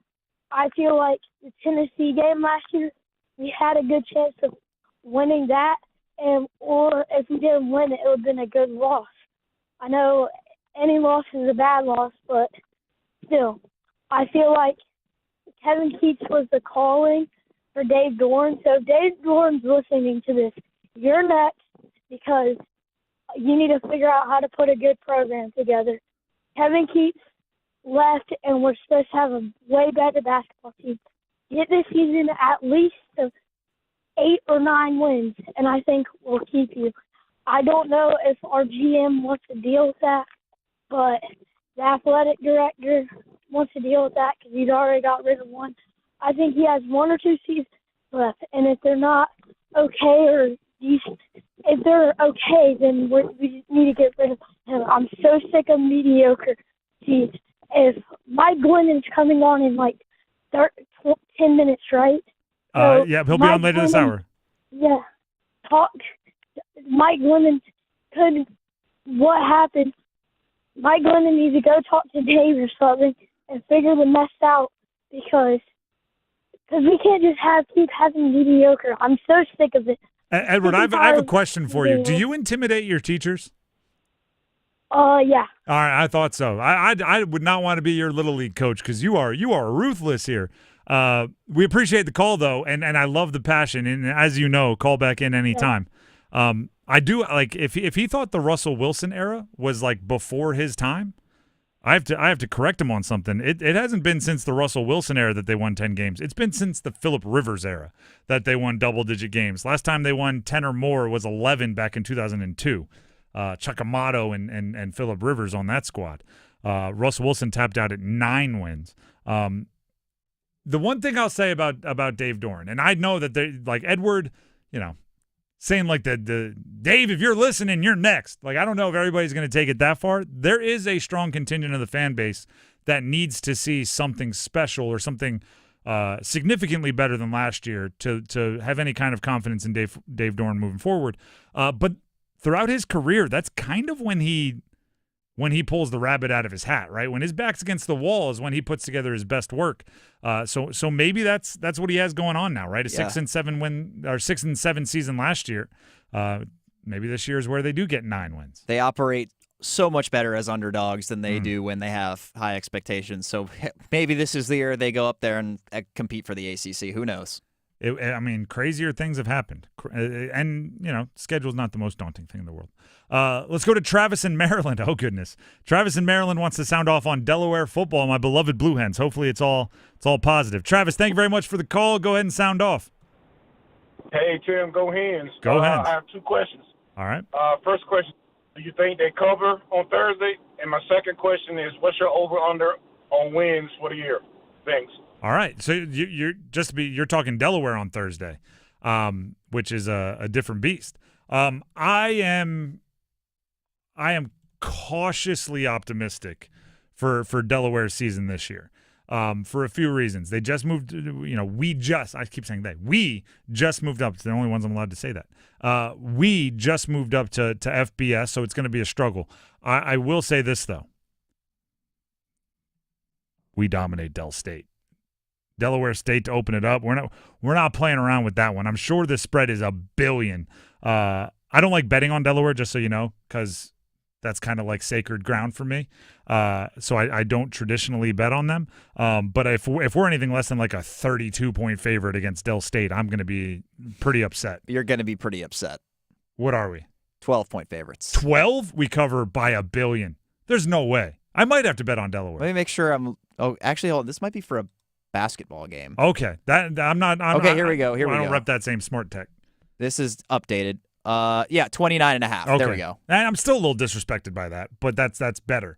I don't brag very often. My career is what it was. I had good games and bad games and everything in between. Probably more shoulda, woulda, couldas than like that was awesome. A game against Delaware State, I should have thrown 0 incompletions.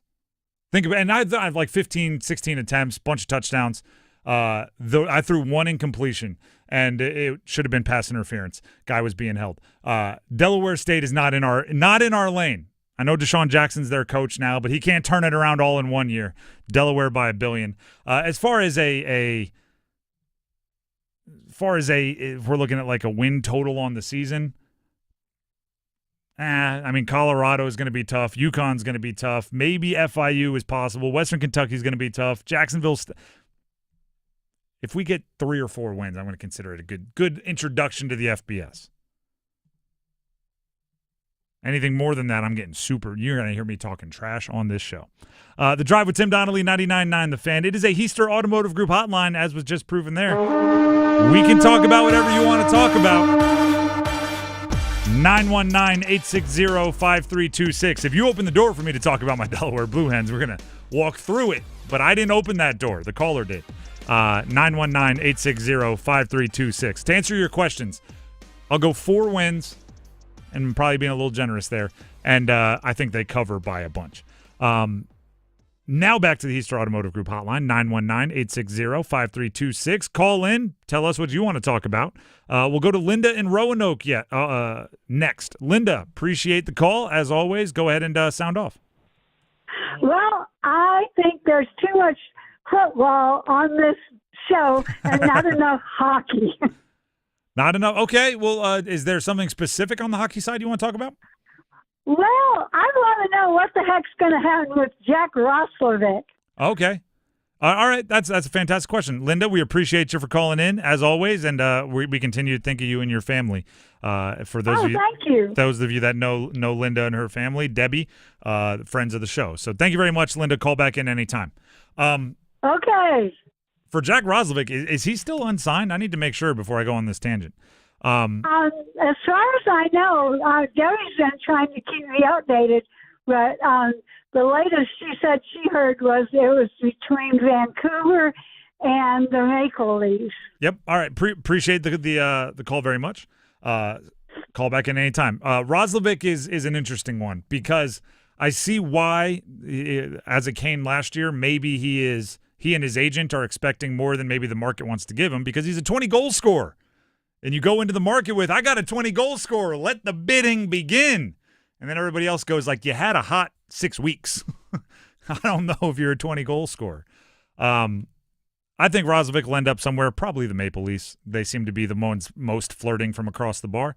But if you are, like, just because Linda said, she wants more hockey talk on the show, I'll raise your hockey talk with our network's going to drop a banger for hockey fans about 7 o'clock tonight. Adam Gold, who hosts Canes Corner pre and post for Canes broadcasts, he brought somebody you might be interested in hearing from into our studios the other day.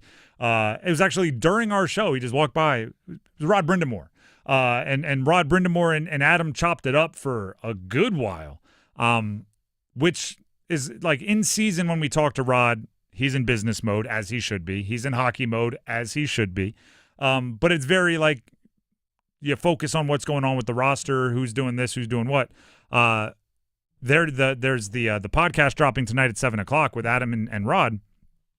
They were able to, because it was a longer form thing, he's not on his in-season schedule, they were able to kind of get through everything with roster planning, get through everything with roles and how do you see this guy playing, what does this guy bring to the table, and then also get into some of the hockey conversations that we all like to have. How much does the Hall of Fame matter to Rod Brindamore? Right? Philosophy stuff, style of play stuff. So there's a lot to like there. So Linda and every other hockey fan, I'm sure we'll play clips of it here on the show later this week.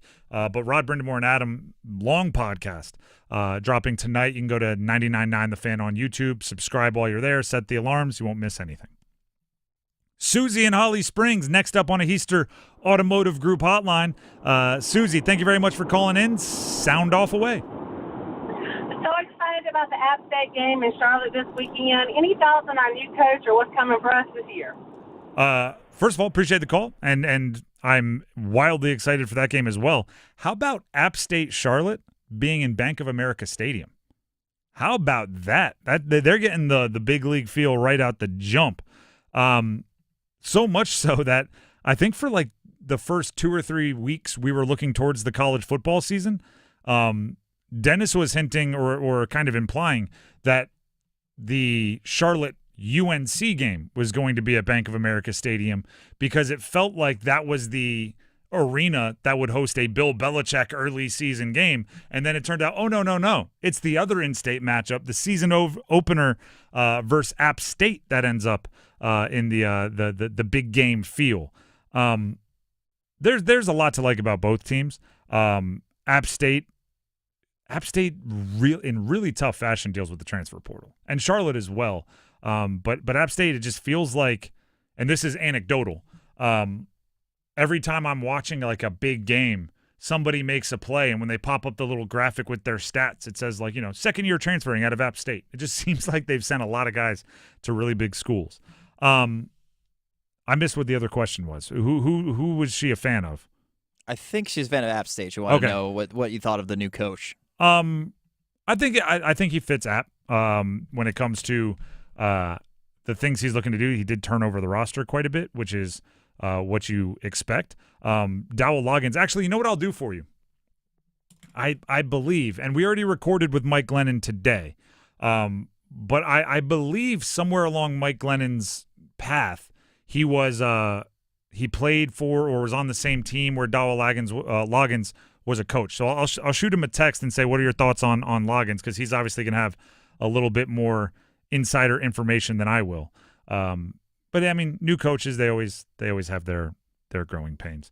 As far as a spread, App State is 6.5 point favorites. They opened as 8, so moving a little tighter there on the old spread. Doug in Red Oak is going to be next up. By the way, if you have something you want to talk about, this is a Monday Sound Off. You can talk about anything you want, including what Doug's about to talk to. But if you want to jump in, it's 919-860-5326. That's 919-860-5326 for a Heister Automotive Group hotline. Monday Sound Off. Doug in Red Oak, thank you very much for waiting and being patient. The floor is yours. Go ahead and sound off. Well, thank you for the talk to, and enjoy the show. Thank you. For the last couple of weeks, I've been hearing lots of talk about Tom Dundon wanting to bring in a baseball team in North Carolina. Mm-hmm. There's been talk, so where are you going to put it? Traffic. How are we going to do this? How are we going to do that? Well, I hate to say it, but the Mudcats are leaving that facility. Update that facility to where it's minimal standards. Bring your team in, build you a new space. Just figure out the parking for that. You've got a foot in the door. Just get the funding. What's your thoughts? So you're talking about if they were to bring a Major League Baseball team to the area, putting them in Zebulon? Yes, for a temporary home. Okay. I appreciate the call, and I'll break it down in a few different ways here. But thank you very much, and it's an interesting concept. I don't think anybody is going to be awarded a Major League Baseball expansion team if your plans aren't permanent, right? The idea of getting approval from Major League Baseball is they don't want what's going on with the Rays right now. They don't want what went on with the A's. They don't want that, right? They want teams with giant arenas, financially stable, great locations. Like, that's going to be part of the process. If Tom Dundon, who you brought up, being one of the quite frankly, few on earth billionaires that can kind of sway these decisions. He bought the Portland Trailblazers, and with that purchase, there are already agreements in place to improve the arena or build a new one in Portland, right? Like, you need to have huge financial commitments. I don't know much about the traffic in and out of Zebulon, so it's hard for me to say whether it's plausible or not. Maybe, I guess, would be the official term, but I think maybe a more central location might be the way to go. But I'm not an economic planner by any stretch, right? So don't quote me on any of that. But I do know that the Major League Baseball likely will not award a team to somebody with temporary home plans. You need to have something extravagant, pretty darn near settled by the time you get that. I think thumbs up. Zebulon might be a little bit off the beaten path too. But at the same time, like, Arlington's not Dallas. Arlington's not Zebulon either. But it sometimes it's if you build it, they will come. If you put a giant baseball stadium in an area that seems off the beaten path now, it'll only take a decade for that area to build up like crazy. But again, I don't pretend to be any kind of urban or economic planner that can make all that work. Pat in Durham next up on the Heister Automotive Group hotline. Pat, thank you very much for calling in. I see a quarterback question here, so I'll get out of the way and let you sound off. Yes, McCarthy that plays for Minnesota. Mm-hmm. He didn't play last year, and I'm wondering, would he be considered a rookie? Oh, a great question. Is this just for like Rookie of the Year and those sort of things? Yeah, stuff like that, all those honors. I don't believe so. Although in the NBA, I think he would be, right? Because Blake Griffin won after not playing his rookie year, and he won Rookie of the Year the next year. I don't, for some reason, my gut instinct is in the NFL, it's not that way. So I don't think he's a rookie. Although, might as well be, right? If he makes rookie mistakes, we're not gonna hold it against him in the same way. Anything else you want to know? Or anything else you want to air out here? Go ahead. Well, two things. First off, being a Washington fan, I'm glad we got McLaurin back in the fold. That's nice. And where do you see Shedeur happening with Shedeur?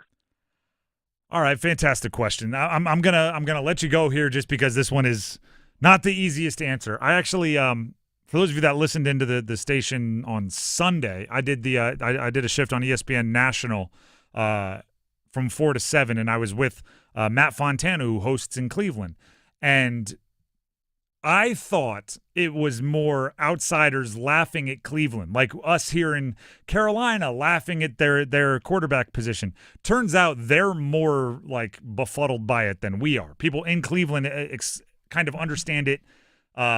Even though they follow it much more closely, they understand less because there's really no logic there. Here's what I think is going on with Shedeur Sanders. I think he's a 5th-round pick. And I think the best thing anyone can do, if you are invested in the success of Shedeur Sanders, stop talking about him. Let him get better in quiet. Teams don't want their 4th-string quarterback, 3rd-string quarterback to be celebrities. They want them to be quiet, showing up, serving the starter. That's what they want. And the more you talk about him, the more it's a circus, and the more teams don't want a circus to be their 3rd or 4th string quarterback. So I think if you are invested in his success, until he has a really good regular season game, just lay in the weeds, right? Talk about it with your friends. Just don't talk about it publicly. Let him season and marinate a little bit better, a little bit quieter. All right, we have time for one more here, and we're going to circle back to where this whole thing started. We have Dave in Apex wants to sound off on Adam Thielen. Dave, welcome to the show. Go ahead and sound off. Hey, thanks for having me. I'm actually at the car with my son headed to practice, so he's getting a laugh about me being on the radio here. But what do you think about Thielen to Pittsburgh? They need a possession guy, and they've been doubling down on going with the old man's roster this year. So they got a ton of picks to use. Some Steelers fans think they're saving them for the draft next year, but what are your thoughts on that trade? Appreciate the call, and it's an interesting idea. I actually think anyone who thinks they are a contender should be interested in Adam Thielen. I don't know if there's going to be a better wide receiver 4, wide receiver 5 out there who, if your stud gets hurt or somebody you're depending on needs a breather, you put in Adam Thielen, that's great. Pittsburgh, sure, if they think they're a starter. Here's the problem with Pittsburgh. The things Pittsburgh does, I don't agree with, but they're successful enough that you can't argue with them. They make the playoffs darn near every year. They're above 500 darn near every year with Mike Tomlin. Sometimes I think they need to bottom out and kind of reset, and they're just never going to do that. So trading a pick for Adam Thielen, I wouldn't advise that for Pittsburgh. But it feels like a Pittsburgh move, right? That'll help them win 9 games this year and be a first-round exit in the playoffs, which is what they do every year. And you can't really complain because there are teams out there that would do heinous things to make the playoffs. So it's a weird Pittsburgh's a tough one for me because they win enough that they're kind of like they have a good mic drop. Like, oh, we're always good. Boom. I'm going to argue with that. But the other side of it is, are they really Super Bowl contenders? Are they an Adam Thielen away? Are they before you start trading away future assets, ask yourself, can we really do this? I don't know if Pittsburgh really can. But thank you for the call, and shout out. He said he was taking his son on the way to practice. Is that what was going on there? Enjoy practice. I was out there coaching soccer on Saturday. Not very good at it. The Drive with Tim Donnelly, 99.9 The Fan at soccer. I think I'm a decent coach, but not very good at soccer. The Drive with Tim Donnelly, 99.9 The Fan. Thank you to everybody out there that participated in a Monday Sound Off. This time next Monday, we'll be doing the same thing, but we'll have actual college games to react to. We'll be reacting to the Thursday night games of State and Duke and ECU and Elon. And we'll be previewing a little game called UNC TCU for Monday Night Football that night. So next Monday, you want to be right here for a Monday sound off. Well, it is Labor Day. So we might not don't be believe we have any live programming on Monday. Then on Tuesday, we'll open up the phone lines to react to a little thing called Monday Football, UNC TCU. How about that? That's what, see, I operate like 12 hours into the future. I need to stop even pretending like I'm looking a week into the future. My mom gets so mad at me. She's like, what are you guys doing this weekend? I'm like, Mom, it is Tuesday. If you ask me what I'm doing Wednesday morning, I have a pretty good idea. Other than that, we need to back it up. The Drive with Tim Donnelly, 99.9 The Fan. Mike Glennon. We talked about him a few times in the last segment. Former NC State quarterback, longtime NFL quarterback. He joins us to talk Adam Thielen trade possibilities and NC State ahead of their game on Thursday. It's coming up next. Don't go anywhere.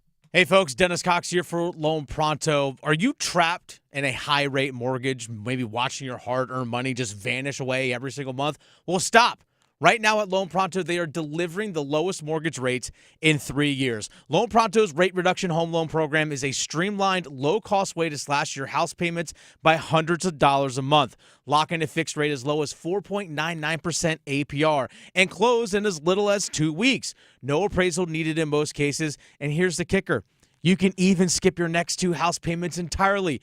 Don't wait. Rates this low won't last. Call Loan Pronto now for a free, no-obligation quote. Loan Pronto is amazing. Imagine lower payments, more money in your pocket, and a fresh start with a better mortgage. Call 919-381-1760 or visit loanpronto.com to lock in your new low rate and skip those next 2 house payments.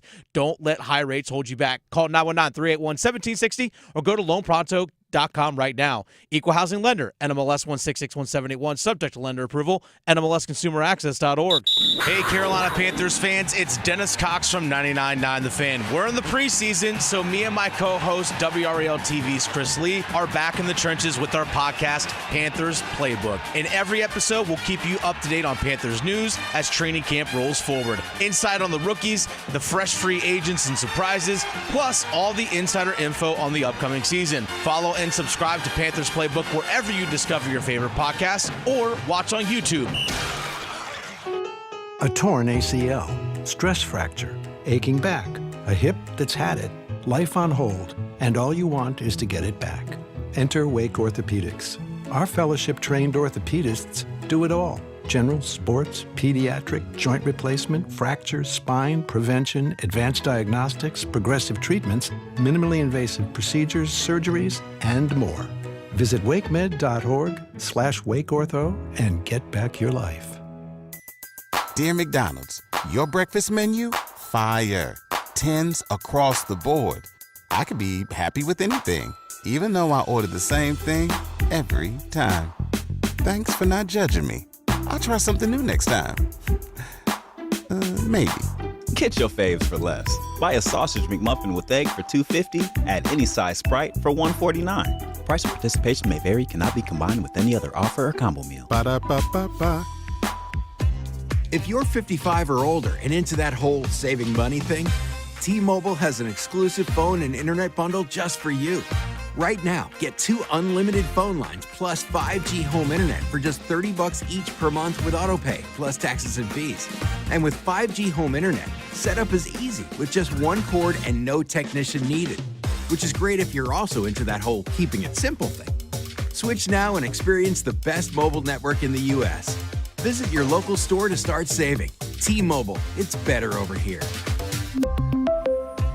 Based on analysis by Ookla of speed test intelligence data Q4 2024 to Q1 2025. Ookla trademarks used under license. Unlimited on our network. Customers on voice plan may notice speeds lower than other customers and further reduction if using more than 50 gigs a month due to data prioritization. Video streams and SD on this plan. Home internet pricing after $20 in monthly bill credit plus $5 per line without autopay. Debit or bank account required. See 5G device coverage and access details at T-Mobile.com. This is the story of the one. As a lineman, he does whatever it takes to keep the power on in his community. And he wants a partner like Grainger who does the same. Grainger offers the professional-grade products he needs, from voltage detectors to harnesses to hard hats, plus fast, dependable delivery, so he can rise to every challenge. Call 1-800-GRAINGER, click Grainger.com, or just stop by. Grainger, for the ones who get it done.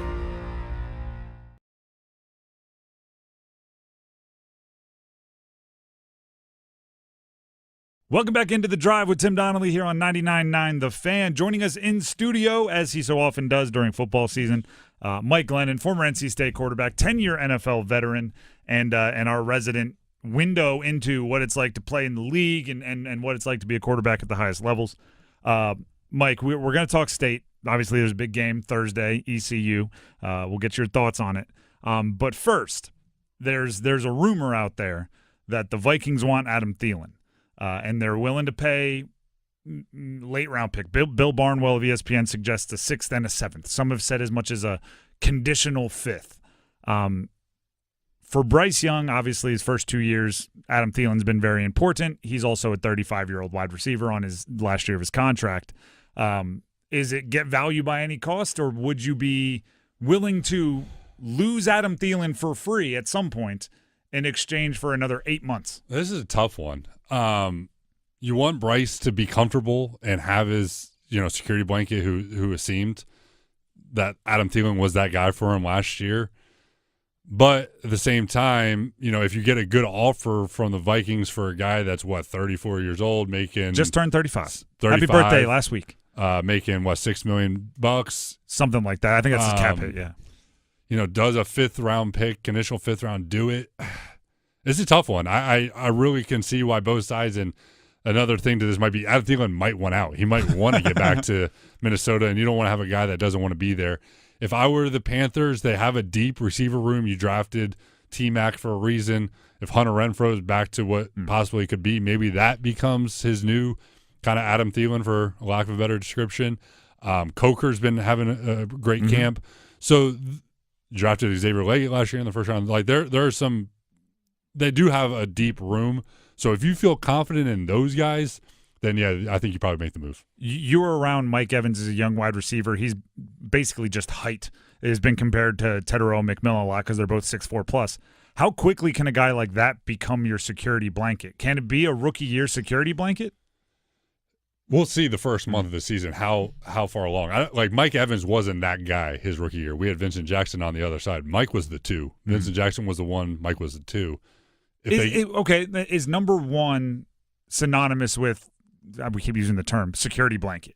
Because, a lot of times you think of, you can have a number 1 wide receiver. Maybe the tight end is a security blanket. Like the guy that you go to when you need something doesn't necessarily have to be your 1,200-yard wide receiver. Does Bryce need the teddy bear, the blankie of Adam Thielen, or can he find that somewhere else? He can find it somewhere else, but maybe not in a rookie. I don't know if it's the rookie, because it's a guy that you have to trust. He's going to be in the right spot, and he's just a guy that gets open. It's like one-on-one. I know this guy's going to get open. And often as rookie receivers, that's not always going to be the case. It just takes a little time to develop. Mike Evans being one of those guys. Obviously, he got 1,000 yards because he's still on his 1,000-yard streak here. But you can find it. It doesn't have to be your 1, but I think it makes it even more helpful when it is your number 1 receiver is your X receiver, because you can line them up one-on-one, and if they play man coverage, you can trust him that he's going to win. We're talking with Mike Glennon, former NC State quarterback, longtime NFL quarterback as well. Your Wolfpack, your old squad, Thursday, ECU, kind of, I know we had week 0, but let's be real, kind of the unofficial kickoff is the first games of week 1, which is going to be this Thursday. We'll hit you with an if-then statement. If blank happens, then State will win by multiple scores, and where do you see this game hinging on? I think if we see improvement in this defense from last year, it's a new scheme, some new players, and you get some players back. Caden Ford and the linebackers, kind of the leader, the captain of this team. He's back from his injury. Brandon Cleveland up front is returning, but it's really the secondary. I want to see who comes out on the field to start the game. And what does this new scheme with DJ Elliott, the new defensive coordinator, look like? So I think if this defense shows improvement from last year, then I think NC State, the spread's what, 12? 12. Then NC State covers the spread. We're talking with Mike Glennon. Now, Mike and I co-host the Pack Therapy podcast. Check it out everywhere podcasts can be found, YouTube, all the podcasting software. You've referenced a few times on Pack Therapy that you've been around, maybe not a DJ Elliott defense, but a Vic Fangio defense, which is the trunk of the tree that DJ Elliott comes off of, to get way too deep into the tree metaphor. But what does that defense do that makes it so difficult? What they do is it's a relatively simple defense, but that makes it confusing on the quarterback because they start everything in kind of a too-high shell, and then they make slight rotations off of that. Not to get too much in the weeds, but they play what's called like a 3 buzz, where the safety's inserting and they're playing cover 3, or sometimes the safety barely moves and it's more quarter half. And then on top of that, they do simulated pressures. What a simulated pressure is they blitz a linebacker and they drop a defensive lineman. So it's still only a 4-man rush, 7 guys in coverage, but it makes it hard on the running back, on the offensive line, because they may eat up your running back in protection, but now you only got four guys out on a route with 7 guys covering it. So I'm looking to see that. Yep, he did come from the Vic Fangio. He actually told me, I worked for Sean Desai, who was actually a quality control when I was in Chicago with Vic Fangio. So it's cool kind of seeing that tree evolve and where he came from. We're talking with Mike Glennon here, and the other side is C.J. Bailey, right? You just talked about a lot of ways this defense is designed to confuse quarterbacks. Every other team is going to try to be doing that to C.J. Bailey. How important is it for him that he has a better grasp on everything you just mentioned, and he can have the conversations like you just had without, needing it dumbed down going into year number 2? Well, I think that just naturally happens. He has now, he enrolled early, but he had a spring, a full season, and another spring and a training camp under his belt now. So he's going to be even further, way further ahead than he was when he last took the field against ECU. He's got a new offensive coordinator in Kurt Roper, who has been his quarterback coach. So I expect their communication, their dialogue, for it to be a very smooth transition. I'm just more looking to see what that next step looks like for C.J. Bailey, both from how does the ball come out of his hands, how is he moving, how does he look physically, to also the mental side. Is he getting through his progressions quick? Is he moving in the pocket well?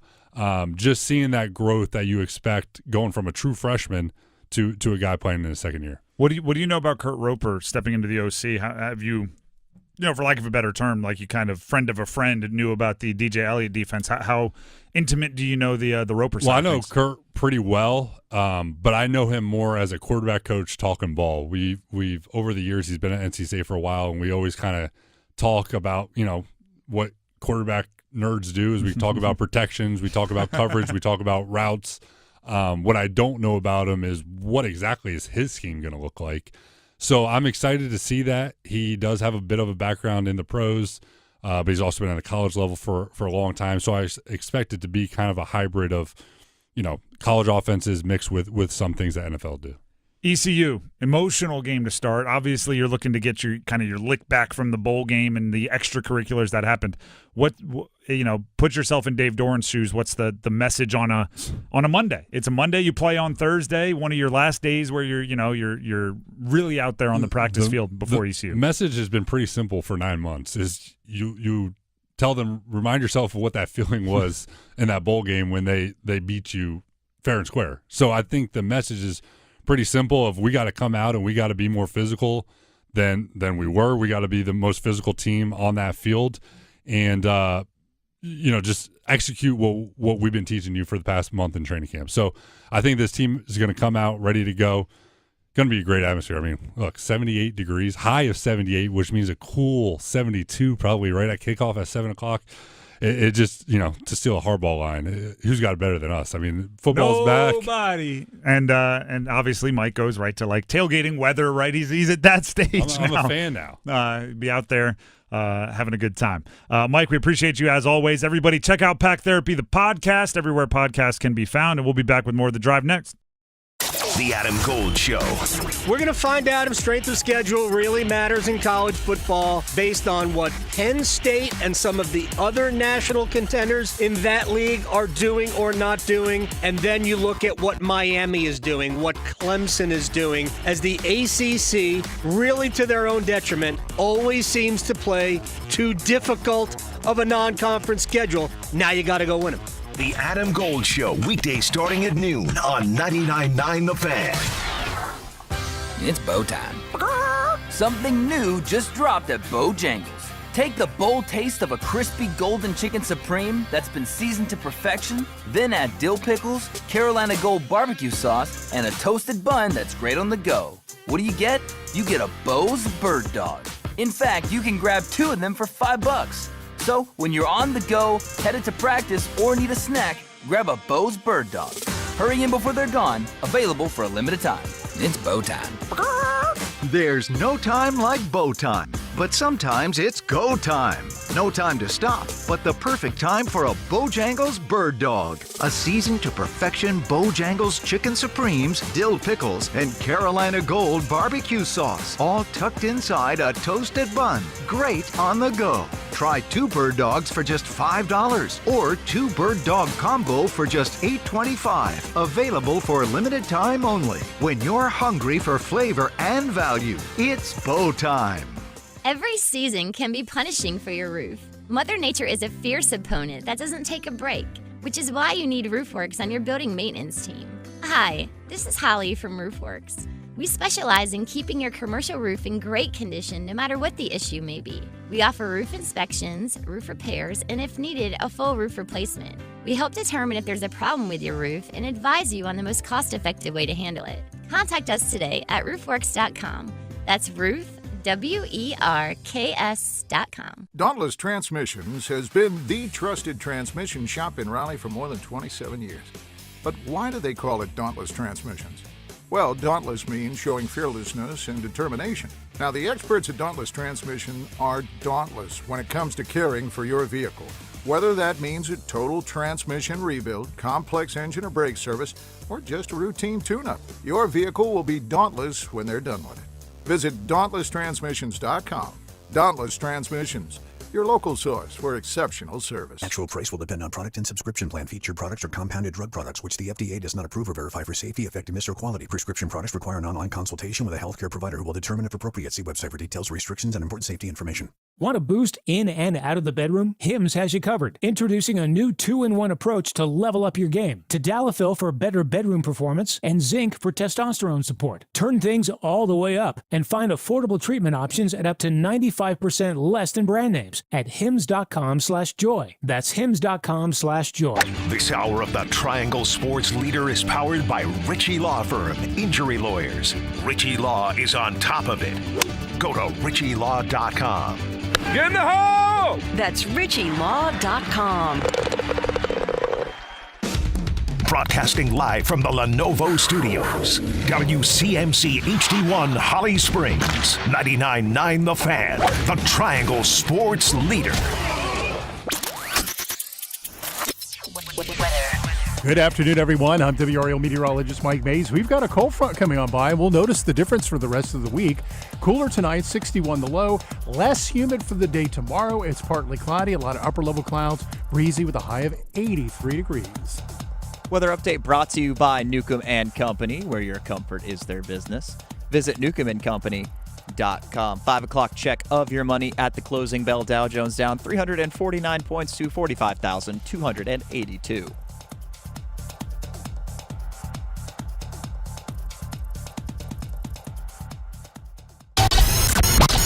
It's 5 o'clock. Time to serve up the biggest sports stories of the day. Here comes your starting 5. The Drive with Tim Donnelly, 99.9 The Fan on a Monday. We have real football action this week, everybody. Real football action. ACC football action. And there's cameras taking in some of the behind the scenes. Let's start the starting 5 with number 5. Count them. 1, 2, 3, 4, 5. That's how you move the ball down the field. You've got to hit some of those plays. So, earlier this offseason, UNC was rumored, meaning the Carolina football team, was rumored to be the subject of Hard Knocks, an HBO behind-the-scenes preseason documentary series. For a whole bunch of gossipy reasons, it appears that never came to fruition, even though it does seem like it got down to maybe not the 1 yard line, but the 5. They were definitely in the red zone. Then it was revealed that Hulu would be doing a documentary full season on the Carolina football team. And that was made official over the weekend. Even a little bit of a trailer. It's not even a trailer, like a teaser from UNC being posted. That was Bill Belichick telling his team about it. I'm going to try to say this a nice way. I'm not optimistic. It does feel, based on how it is being promoted or at least explained to us, that I'm trying to think that maybe UNC is a bit spoiled by it, in that Belichick said it's going to be about players working hard to get better. And then he said that like 3 or 4 different ways, about players working hard, which you do, about the grind, which you do, about getting better, which you do. And I'm going like, I don't think that's that interesting. The part that is interesting is the everything outside of the work. Don't get me wrong. We like to have a good montage going in and out of commercial break of guys flipping tires and like a scrum with a good pushing the blocking dummies. Yeah, we like a good morning shot of dew on the practice field and a player's cleat running through it. But it's got to be more about the hows and the whys and the differences between what they're doing and everyone else. And I'm not optimistic we're going to get that authentic look. I think we're going to get a real propaganda-ish, like almost telling us the story. Almost telling us what UNC is doing. Like you're going to watch a full episode and go, did I learn anything about what they're doing there? Or is it just like the clip you just played, right? Like, that's how you move the ball down the field. You got to get some chunk plays. Yeah. No doy. Yep. All right. It's the beauty of the Hard Knocks deal is that it's a partnership with the NFL, right? So, and the NFL as a league does have some say over the team. So there are like, Coach, I know you don't want to have a camera in this meeting, but there's going to be, right? And sure, you can have final edit to make sure you're not giving up anything proprietary, but this is going to get shown. And without that hanging over, I just don't think we're going to get what we're all hoping for. Bill Belichick, known for welcoming in the media with open arms to give them a ton of access. The one thing, and I've had this conversation a few times, the one thing I'll say is Bill Belichick is about what it takes to win, okay? And through his entire career, I don't think he thought the media helped him win at all, which is why he could treat the media like a gruff, grizzled, kind of ornery old man throughout his career. If he recognizes that in college the media is a necessity, it helps you win, I think we might see him use it as a tool, right? He's always been about doing the things that help you win.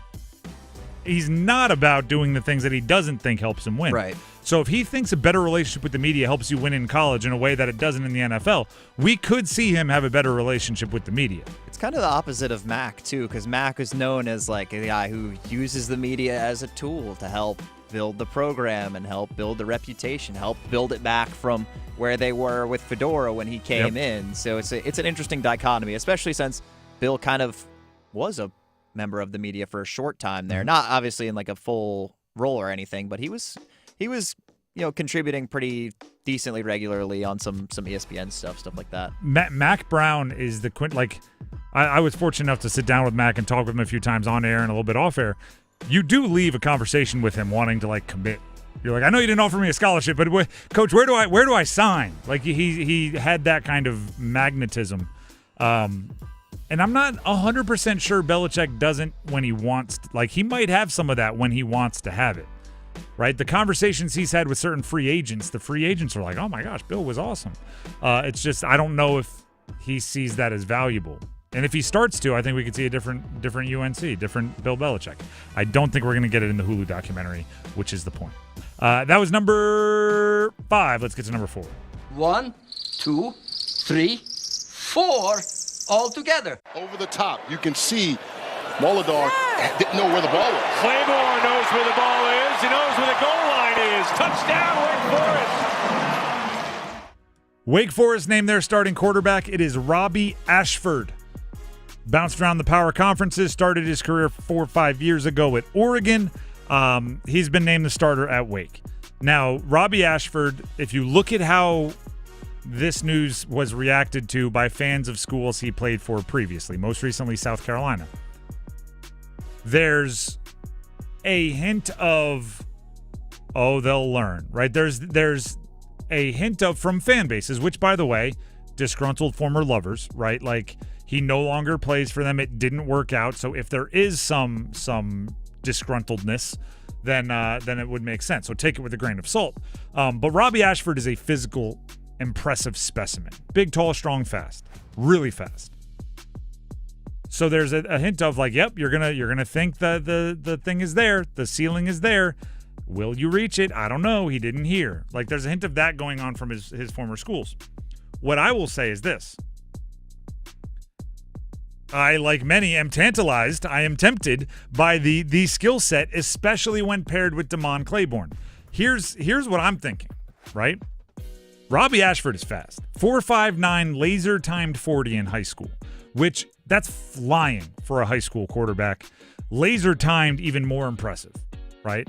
Laser-timed, the kind of rule of thumb, if there is one, just like a generic deal, is if it's hand-timed, you add 0.2 to get to a laser time. Okay, so 4.59, subtract 0.2, you're flying, right? Especially as a high schooler, especially as a high school quarterback. So it makes sense that he would go to Oregon, a place that produced guys like Marcus Mariota, Dennis Dixon, right? Other running quarterbacks that are known for getting out and making big plays. Damon Claiborne is a guy, the running back at Wake Forest, who could have gone a bunch of different places, but loves Wake, right? Could have, after the coaches change, he could hit the transfer portal, and basically if he just sent out the clip of him returning a kick 100 yards against Miami for a touchdown, would have had dozens of gigantic NIL offers from all over the country. Because on that run, he hit the highest GPS time in the entire country by anybody at any position last season. So riddle me this. If you have what I call a read keep, okay? Which means, I'm going to try to explain this very, very basic. Running back offset to the right in the shotgun. Quarterback, obviously, receiving the ball in the shotgun. Snap puts the ball in the belly of the running back, running full speed left. Okay, so he's basically running what would be a sweep to the left if it was a toss from under center. The quarterback is watching the backside defensive end, same side as where the running back was lined up. If the defensive end he's unblocked. If he chases the running back, quarterback pulls the ball, replaces him, runs out to the right, outside the tackle. Now you have a fast dude in Robbie Ashford out there on the second level. If the defensive end settles, he gives it to the running back, who is now on a speed sweep going the other way. He's, by the way, might be the fastest running back in the country. I'm not saying it's going to work every time, but I am saying if I'm a defensive coordinator, I would like it a lot if when that play was run, each guy was about 0.3 in the 40 slower, so I had more confidence that my guys could track him down. And I don't think Wake Forest is picked routinely.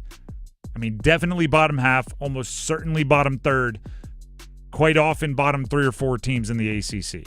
I'm not saying they're going to shock the world and win 10 games, but they could steal a few. Just banking on the fact that not every defense can match up with the speed in our backfield. And speed is one of the great equalizers when it comes to not being able to block the guys up front, right? Because then all you need them to do, even if you can't block them, is just get them stepping one way in the wrong direction, and you have the speed to get the edge on the other side, so you can work misdirection. It's again, I don't think Wake Forest is going to shock the world and win 10 games. But they become there's an article on ESPN up right now on the NFL, I think they call it Fun Ability Index or something like that. They ranked 1 to 32 NFL teams based on, if you're not a fan of them, how fun they are to watch. Robbie Ashford at quarterback, Damon Claiborne at running back.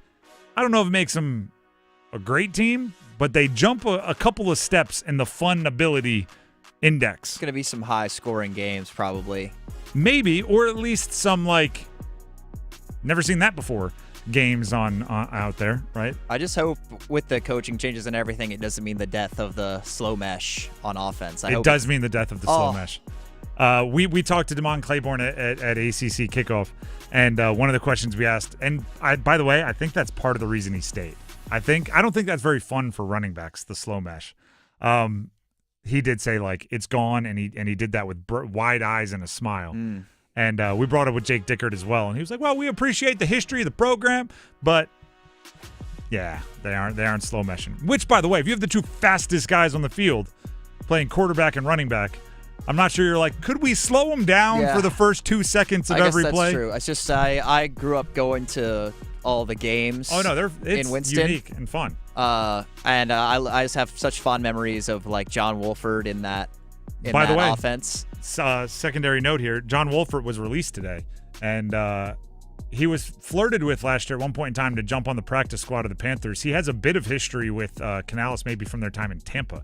So Panthers are jump on that. Panthers are looking for. I would assume Panthers are looking for a practice squad quarterback. They've cut everybody other than Andy Dalton and Bryce Young. Obviously, could bring one of the guys they had back on the practice squad. But if it's Wolford, maybe it'll work out. They tried out Bryce Perkins. I mean, he was UFL MVP. I think Wolford would have been up there for AAF MVP before the league folded, but why not? I like John Wolford. He seems like a nice guy. That is number 4. Let's hit number 3. Ball out blitz. That's off his back foot. Floats to a wide open Bowman. He beats the blitz for a touchdown.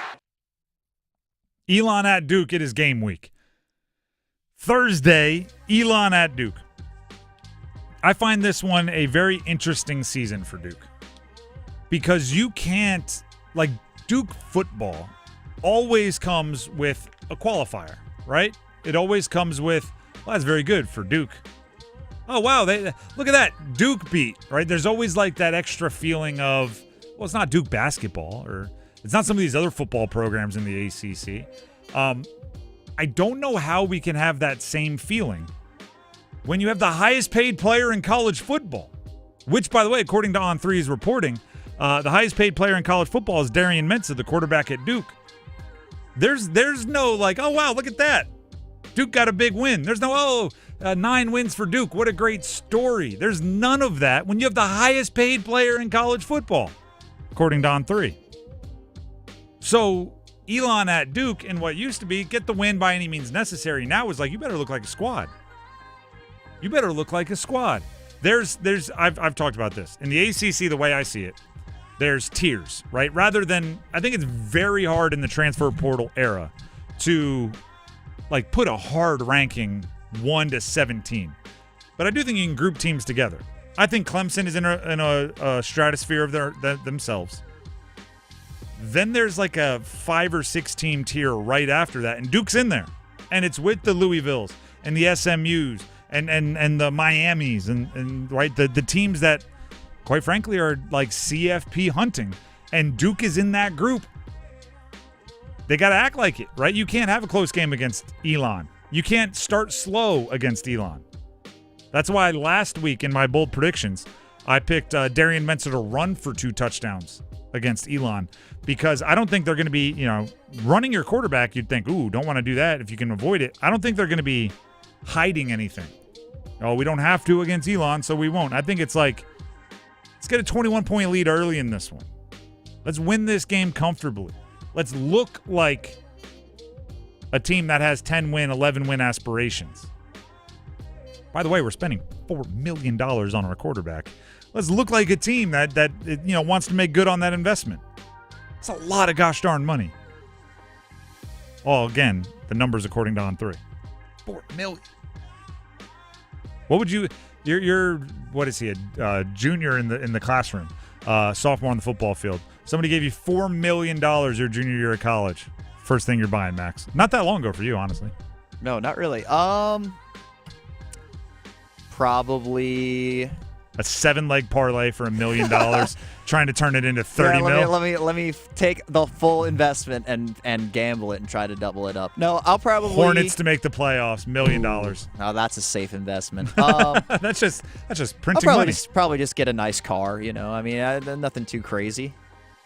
Depreciating asset. Or maybe, as soon as you drive it off the lot. Maybe I get on my DJ Burns grind and buy a bunch of vending machines. There you go. Now we're talking. Get the Airbnb thing going. People on Instagram seem to make it very simple. The Drive with Tim Donnelly, 99.9 The Fan. That was number 3. Let's hit number 2. Just the two of us. McCall 7 of 12, 120, a touchdown, an interception, and around the corner goes Hollywood Smothers. 10-5, first and goal, Wolfpack. That was a highlight from NC State last year. They're going to try to make some more highlights at home on Thursday versus ECU. We'll continue to get you ready for that game throughout the week, and then we'll actually be outside Carter Finley doing the show live on Thursday. I thought it was just because you played the Hollywood Smothers highlight. I thought it was interesting talking with Mike Glennon earlier today. He threw out that he's a fan of Hollywood Smothers as a guy with next-level possibilities. He threw NFL prospect on Smothers, which is – I mean, that's impressive for a guy that came on as the season went along for State and isn't the biggest guy in the world, but you're seeing that in the NFL where there's roles for electric pass-catching, big play guys, even if you're not a 300 carry guy like we needed to have in 2007. Yeah, he's super elusive too. So super elusive, and that pairs with Duke Scott, who apparently is a lights-out speedster in the backfield as well. And then the other, there's really two conversations about NC State ECU.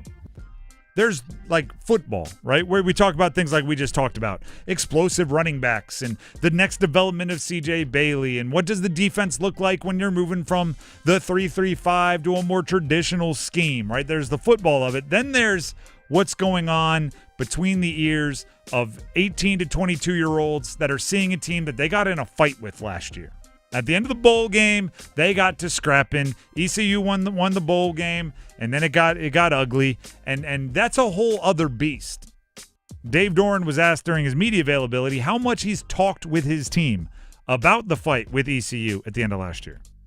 It started minutes after the game in that locker room and has been continuously talked about with this football team. Obviously, it's going to be brought up the week of the game, but it's something that's been going on a long time. The standards and the culture of this football program on and off the field are to do things a certain way. And how you react versus respond is part of maturity, and two wrongs don't make a right. It doesn't matter what somebody else does. It's how we respond to what happens. And in a game, in life, it's all the same. And so just having the maturity, the leadership, obviously as coaches doing our part to educate, but it's an ongoing topic that it's not just college football. And we met with Troy Vincent from the NFL as an ACC head coaches group, and he talked about the same thing. They were disappointed with how their guys reacted at times in the league last year, and a lot of the things that you saw penalized in the NFL were penalized in college football. And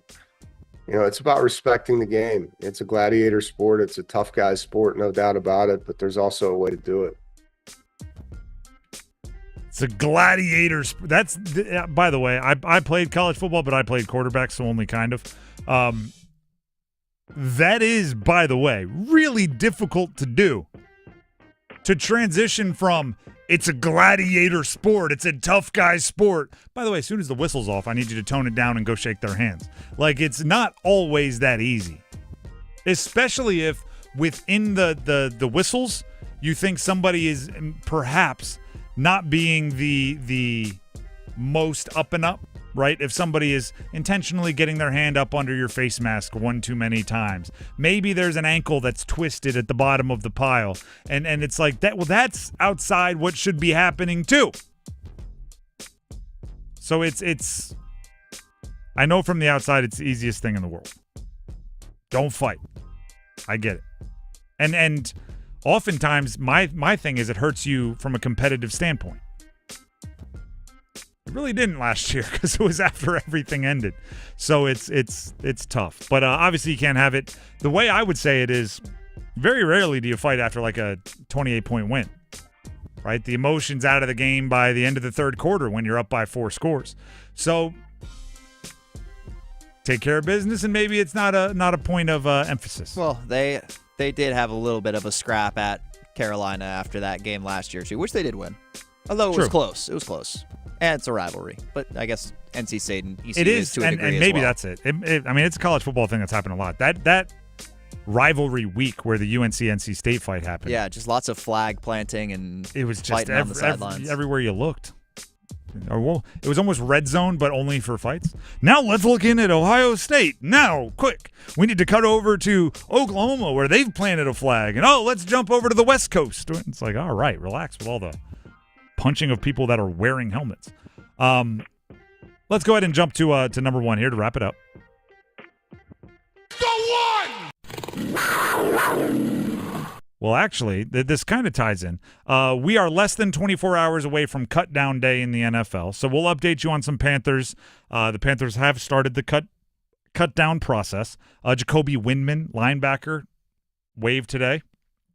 Played for him some last year. Guy with some local ties, but didn't make the final list on the outside line or the off-ball linebackers. But here's some news breaking, like much more recent.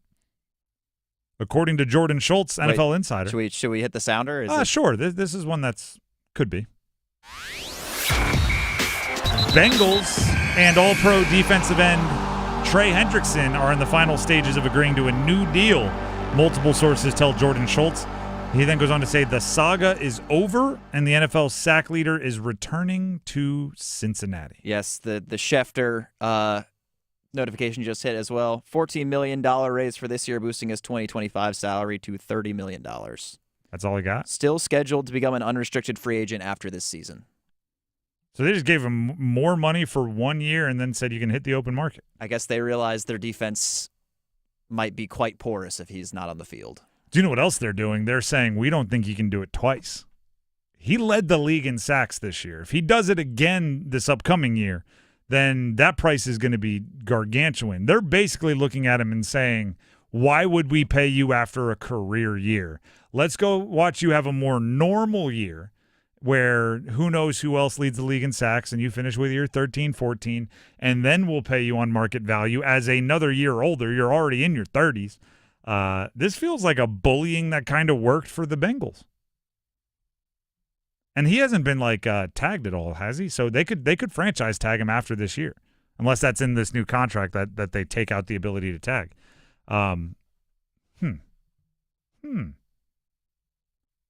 That's fascinating. Will we see a Micah Parsons contract today to make it a hat trick? I do not believe we'll see a Micah Parsons contract. Not until I mean it's Jerry Jones.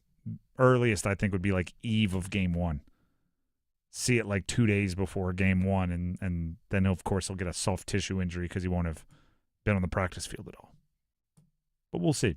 Panthers, as far as so the Bengals probably wanted to get that done before cut down day, so they knew who and where they could keep and where the roster needed to be situated. Cut down day is tomorrow at 4. That is when everyone's roster has to be down to 53 players. The Panthers released kicker Matthew Wright, which means Fitzgerald, the rookie kicker, is the only one on the roster as of now. Obviously, they could claim someone off of waivers or something else before then, but it appears as if Fitzgerald will have the chance to be the kicker for the Panthers.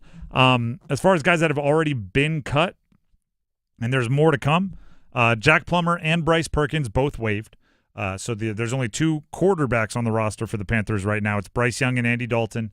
I would assume they'll bring somebody in on the practice squad, whether it's one of those 2 guys or someone else. I don't know. But I'd be very surprised if there's not a developmental quarterback on the practice squad.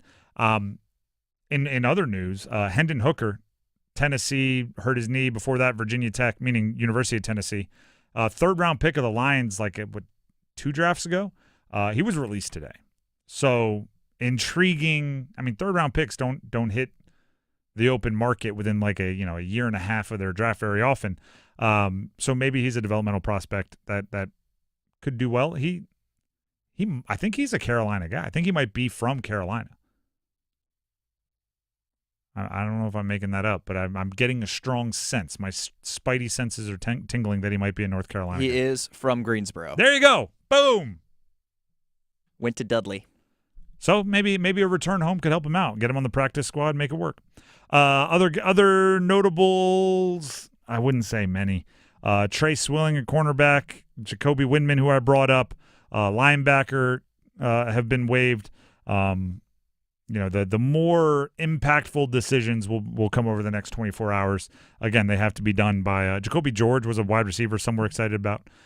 He's been waived. They have to be to 53 men on the roster by tomorrow at 4. So tune into the show tomorrow for the final decisions. And I don't know if we mentioned it during this segment, but other pertinent NFL news. I think maybe mentioned it with the Hendrickson thing, but Terry McLaurin also signed, and it is Holden 3-year contract with the Commanders earlier today as well. Which is another weird one. We need details on that. I don't know how much is guaranteed. I don't know how much there's those big deals, right? You just see 3 years, $96 million extension, and you go, what? He got $32 million a year in new money? And then you learn, they could actually get out without paying him XYZ. So we'll wait on some details from Terry. But at the very least, he'll be practicing again at their next practice, and Jaden Daniels has his safety blanket back, which is important because they got rid of his running back. They got rid of his wide receiver wasn't playing. They had a lot. Yeah, going on. The guaranteed money, all the deals haven't come out. He is getting a $30 million signing bonus. And at least that guaranteed. Yeah, the maximum that the deal is worth is $96 million. Oh, the max. Might be some incentives in there then. Up to is always a dangerous word when talking about contracts. Up to $96 million. It's if they win 3 Super Bowls, he gets a $30 million bonus. Other than that, it's 3 years, $66 million. If you have a 2,000-yard receiving season, we'll throw in another $5 million. If you play 100% of the snaps over the next 5 years, it's goodness gracious. The Drive with Tim Donnelly, 99.9 The Fan. Those were all made-up incentives, by the way. We were not reporting there. That's just so everybody knows. We will grab some numbers game contestants, give you a chance to win live on air. But first, the rivalries, the marching bands, the upsets. Saturdays just got way more fun. I'm Tim Donnelly here for DraftKings, and college football is back. Do you think you know the game? You think you know ball? Put your knowledge to the test with DraftKings Sportsbook.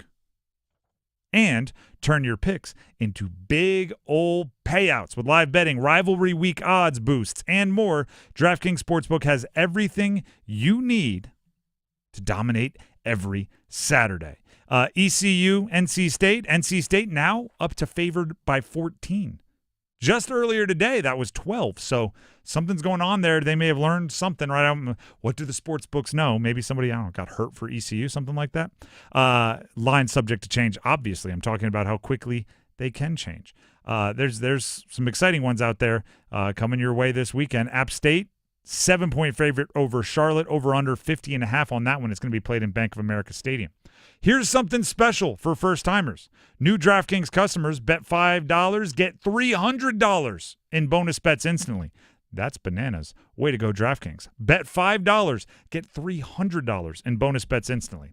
Download the DraftKings Sportsbook app and use code TIMD to get that offer. That's TIMD with no spaces as a promo code for new customers, and you will get $300 in bonus bets instantly when you bet just $5. In partnership with DraftKings Sportsbook, the crown is yours.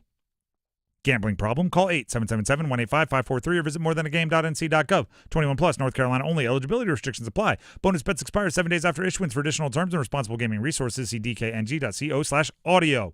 Now, we need some numbers game contestants. We have, ready for this one, a $30 gift card to Alpaca Chicken, legendary flavor, hometown pride, for the winner of the numbers game. If you want to eat some delicious chicken from Alpaca Chicken, if you want to enjoy that legendary flavor, you have to call in and win the numbers game now. The number to call, 919-860-5326. 919-860-5326. Call in now. Numbers game next. Listen every afternoon for The Drive with Tim Donnelly. We are knocking on the door of the regular season for the Carolina Panthers, and there are still so many questions on the defensive depth chart. The depth, the second unit. What happens if someone gets hurt? For the Carolina Panthers defense is the type of question where the answers are harrowing. You don't want to see them. It's like the end of a horror movie. Just roll credits. The Drive with Tim Donnelly, 3 to 6 on 99.9 The Fan. Welcome to Take 5 Oil Change. Hey, which way is your waiting room? Oh, you can stay in your car. It only takes 10 minutes. I can stay in? Get out. I better find a good playlist to listen to while I wait. EDM? Nah. Oh, what about something classical? Nah. You got any suggestions? Dad rock? Now you speaking my language. Take 5. The stay-in-your-car 10-minute oil change. The deals are heating up at Wilkinson Chevrolet GMC in Sanford. Right now, you can drive home in a new 2025 GMC Sierra 2500 HD Denali with up to $8,500 off MSRP, including bonus cash, purchase allowance, and Wilkinson discount. See dealer for details. Whether you're towing, hauling, or turning heads, that's thousands of dollars in savings. GMC, we are professional grade. Hurry to Wilkinson Chevrolet GMC in Sanford or online at wilkinsoncars.com. Let's go! You're still glowing, flirting, grooving. You still got it. But your immune system weakens as you age, making it harder to fight flu, pneumococcal pneumonia, RSV, and COVID-19. Vaccines are a key part of any health routine and help strengthen your immune response. Ask your doctor or pharmacist which vaccines you need. Schedule in minutes at vaxassist.com. Sponsored by Pfizer.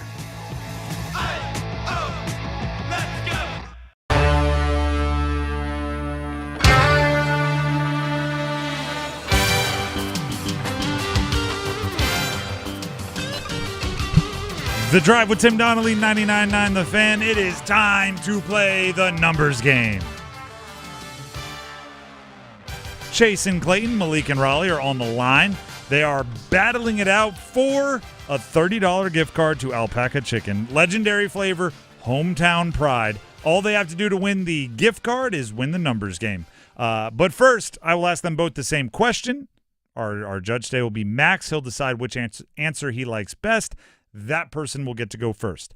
Chase and Clayton, are you ready to answer a question?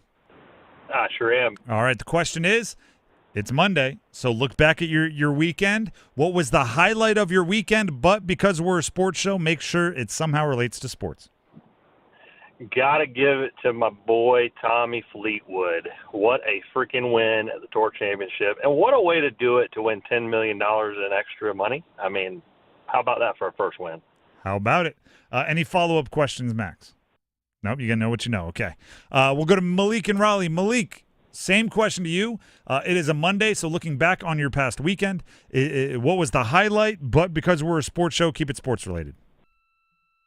Honestly, I watched no sports over the weekend, so I can't even give you answers.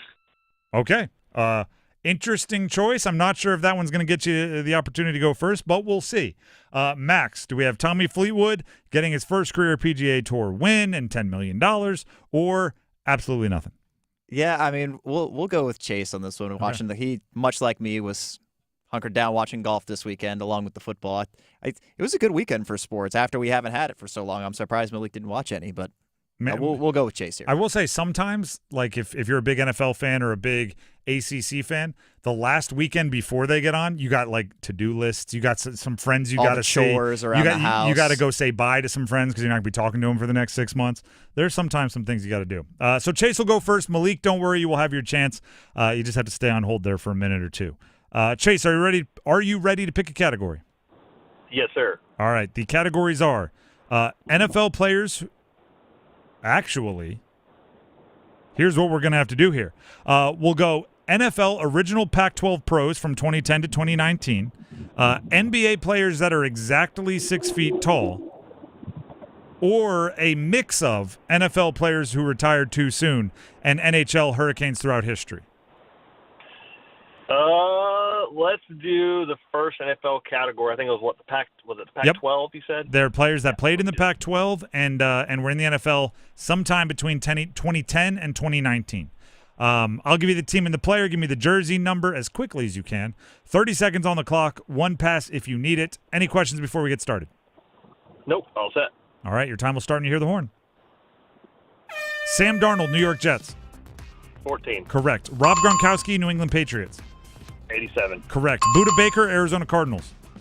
33. Incorrect. Zach Ertz, Philadelphia Eagles. 86. Correct. DeForest Buckner, Indianapolis Colts. 54. Incorrect. Buda Baker, Arizona Cardinals. 32. Correct. DeForest Buckner, Indianapolis Colts.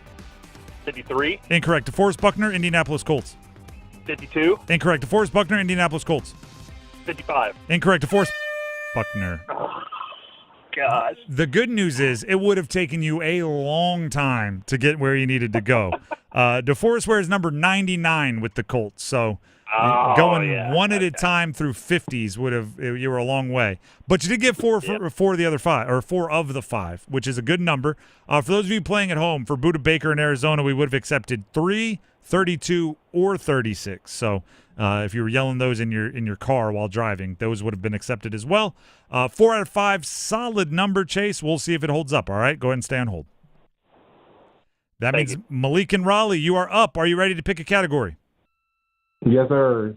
All right. The categories are NBA players that are exactly 6 feet tall, or a combination of these two categories, NFL players who retired too soon, and NHL Hurricanes throughout history. I'll take the combination. Okay. I will give you the team and the player. Give me the jersey number as quickly as you can. There will be 30 seconds on the clock. 1 pass if you need them. Any questions before we get started? No, sir. All right. Your time will start when you hear the horn. Tiki Barber, New York Giants. 31. Incorrect. Andrei Svechnikov, Carolina Hurricanes. 37. Correct. Robert Smith, Minnesota Vikings. Pass. Mark Jankowski, Carolina Hurricanes. 77. Correct. Tiki Barber, New York Giants. 26. Say it again. 26. Incorrect. Robert Smith, Minnesota Vikings. 81. Incorrect. Tiki Barber, New York Giants. 21. Correct. You got 3. That was solid, and that's not the easiest category when we had to mush them together like that. Yeah, we had to go blended category. We're missing our fearless leader, Paul Ihander, today. But you did get Svech, you did get Jankowski, you eventually got Tiki. Unfortunately, not enough for the win, but you showed well for yourself. Hopefully you had some fun. Yes, sir. Thank you. Thank you. You can call back in and try again, right, since you didn't win. You can still get that card. We'll be giving them away all week on the numbers game. But that does mean Chase is the winner. Chase, congratulations out there in Clayton. Thank you. Thank you. That is a $30 gift card to Alpaca Chicken. So enjoy that and enjoy the legendary flavor and hometown pride. Thanks, guys. All right. Stay on the line. Max has some info he needs to grab from you to make sure you get your prize. That is a pretty good job there by all parties. I'm not, just so you know, everybody does not get a trophy, right? Just because you show well, we're not finding a way to give you any kind of prize. But I do like when both contestants just seem to get the strategy of it. They understand it. They do as well as they can do. Sometimes you just don't get the cards, right? Sometimes you just don't know the players. The category's tough, whatever it is. But if I get frustrated when it's you're not using your pass, you're taking too much time on a guess. Like there's certain ways that, you can help your chances just by strategy. So I like it when it's well played. That was well played by everybody. Credit to Chase for getting the win in the numbers game. The ACC Digital Network had one of their analysts put out a ranking of the ACC from 1 to 17 for football players. From 1 to 17. There are a few on this list that will absolutely shock you. We'll get to it coming up next right here on The Drive with Tim Donnelly. Don't go anywhere. Move your sports day forward. A lesson learned this month, courtesy of some student athletes paying people via Venmo. When you're transferring money to friends, don't use real descriptions. Don't say sports gambling, especially if you're a student athlete playing sports. Try something different, like hide it under pizza or maybe feet pics. Get set up. Join Next Up with Paul Ihander. Mornings at 9 on 99.9 The Fan, the Triangle Sports Leader. Are you ready for the ultimate entertainment experience? It's all here, only with Spectrum TV Select. Popular apps are included. Disney Plus, Max, Peacock Premium, Paramount Plus, AMC Plus, and more. And live TV for sports, entertainment, and news. Enjoy across your devices no matter when or where you are. Get Spectrum TV Select and start streaming your favorites today. It's all here. Visit spectrum.com/entertainment. Restrictions apply. Struggling with high interest debt? You can pay it all off in days with Loan Pronto's Rapid Equity Loan. Hey, it's Dennis Cox. Get cash out now without touching your low-rate first mortgage. No appraisals, no waiting, no BS. The Rapid Equity Loan program at Loan Pronto is amazing. One Loan Pronto client just got $300,000 approved in under 24 hours. They paid off debt, renovated their kitchen, and cut their monthly expenses by $1,800. That's a huge turnaround. Loan Pronto, instant approvals, low rates, no hard credit pull up front. Listen, your home equity is yours. Use it. Get cash to consolidate your debt down to one easy low monthly payment.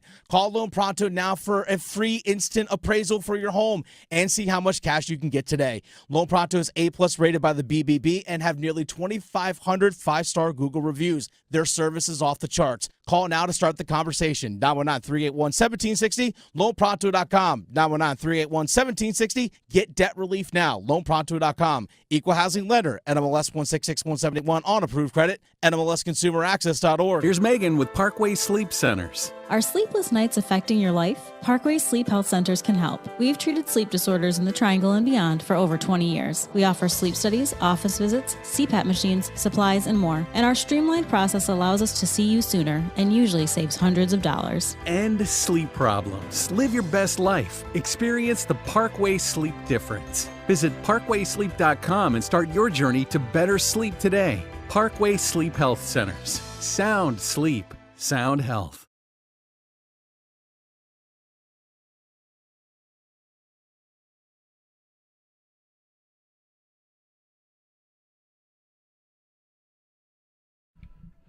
The Drive with Tim Donnelly, 99.9 The Fan. Before we get to the ACC Digital ACC football predictions, according to Wes Bryant, which I think will shock many of you, there's some news across the NFL that we need to update you on. Kind of a busy Monday when cut down day is not till tomorrow. The veterans making some headlines. First of all, earlier today, Terry McLaurin agreed to a contract extension with the Washington Commanders.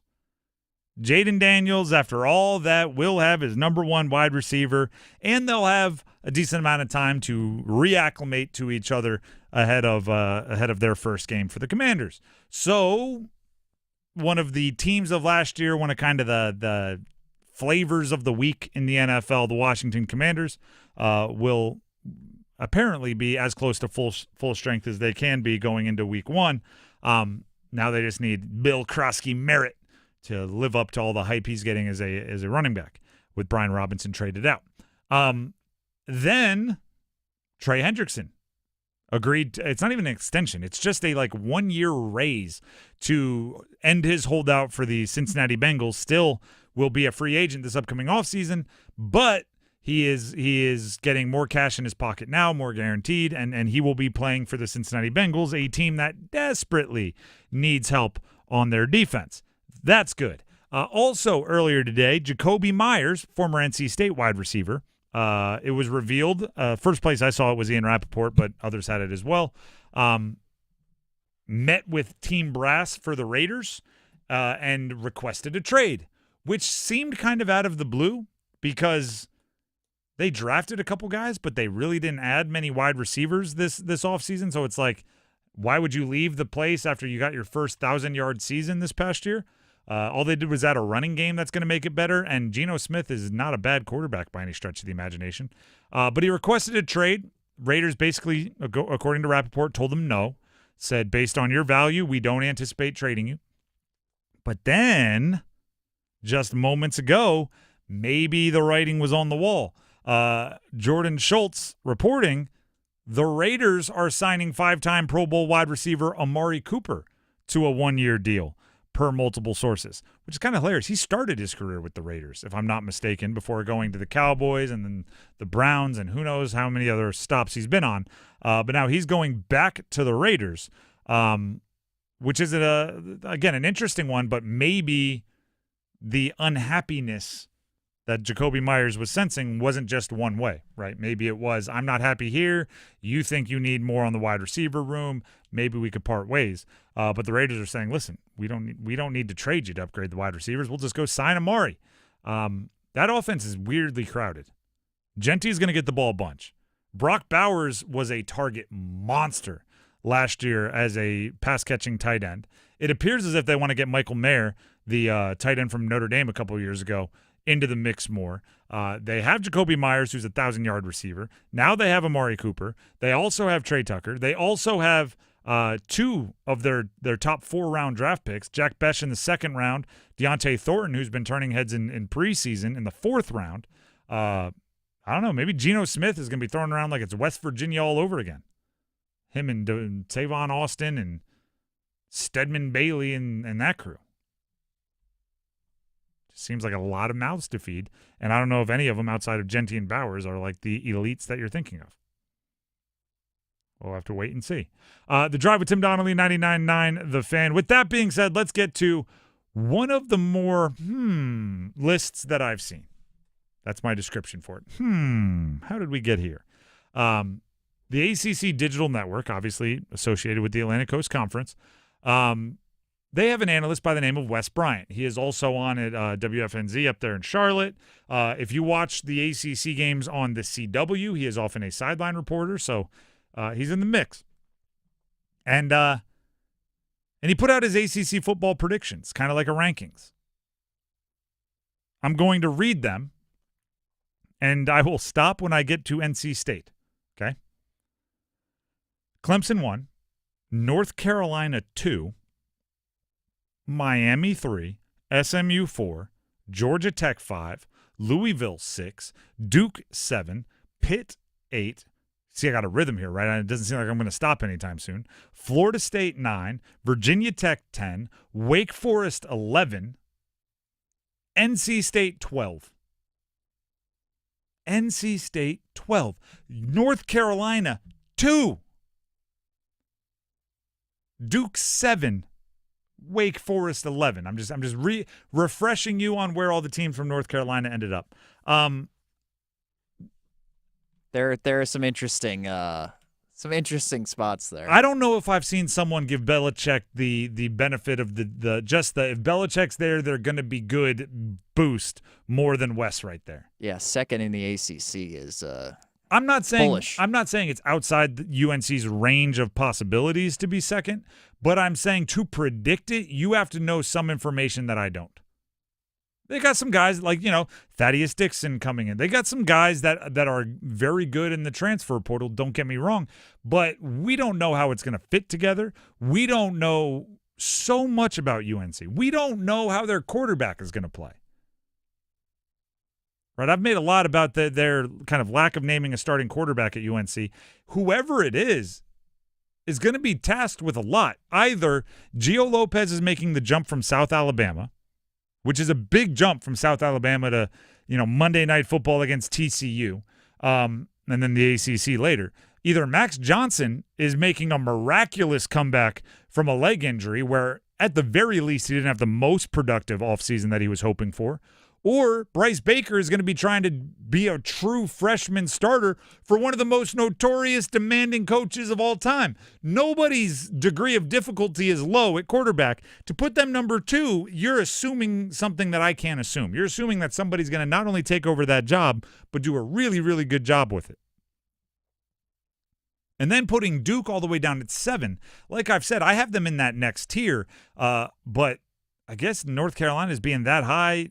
It's if Duke, actually, I'll put it this way. If Duke is less than 6, I would consider that disrespect if I were Duke. They're 7. So maybe it's not the biggest disrespect, but it's there. Then Wake Forest, similarly. That's a lot of faith in Jake Dickert to walk into a program and turn everything around. I like Jake Dickert, okay? Spoke to them. He gave me certain vibes of kind of what I talked about with Mac Brown earlier, where you talk with him for like 5, 6, 7, 8, 9, 10 minutes, and by the end you're like, if I had a nephew ask me, like a 5-star nephew, hey, where should I go? I'd go, I don't know, if you talk to Dickert, he might be able to convince you of something. Like he's a magnetic dude. Maybe not 5-star. If I had a high 3-star nephew, I might tell him to check out Wake Forest. State 12. They're returning a lot. It's a stability thing there. I think one of the most underrated parts of modern college football is chemistry. And I think it's because certain teams are so loaded in talent that they can do the transfer thing. Like, right, Florida State, the year they went undefeated and missed out on the CFP, was nearly all transfers. And right, it was Keon Coleman, it was Trey Benson, it was all of these guys that were transfers. And they made it work. But what you didn't realize was Jared Verse and some of these, like, they were legit NFL players up and down that roster. Yes, you can out-talent anything. If you have enough NFL guys, you can out-talent anything. But barring that, you can't just bring in new players and expect it to work. You need to have the chemistry, and I think NC State this year is much more on that side than they've been in the past. UNC, that's part of my concern for UNC. Listen, I have optimism if Bill Belichick sticks around for the next 4 years, UNC is going to get better. Like, I'm on the pro-Belichick side. I don't know how it's possible to ask anybody to roll in 75 new faces, and expect them to be the second best team in a conference like the ACC right away. Barring those players all being, or not all, but 15 of them being like day 1 and day 2 NFL draft picks. And I don't see that for UNC. The bottom of the ACC is going to struggle. And right now, the only teams below state are Boston College, Syracuse, Virginia, Cal, and Stanford on that Wes Bryant list. And Stanford just lost to Hawaii in gruesome fashion. In Hawaii, by the way. Frank Reich still has the timeouts. Didn't want to call him, didn't want to extend the game. So actually, you know, I feel like I'm piling on Wes here. Listen to Wes. What is it? Wes and Walker up there on WFNZ. Yeah, he does a great job covering a bunch of stuff. Not piling on him, but I am saying, like, this is the new college football world with the transfer portals, with all these things.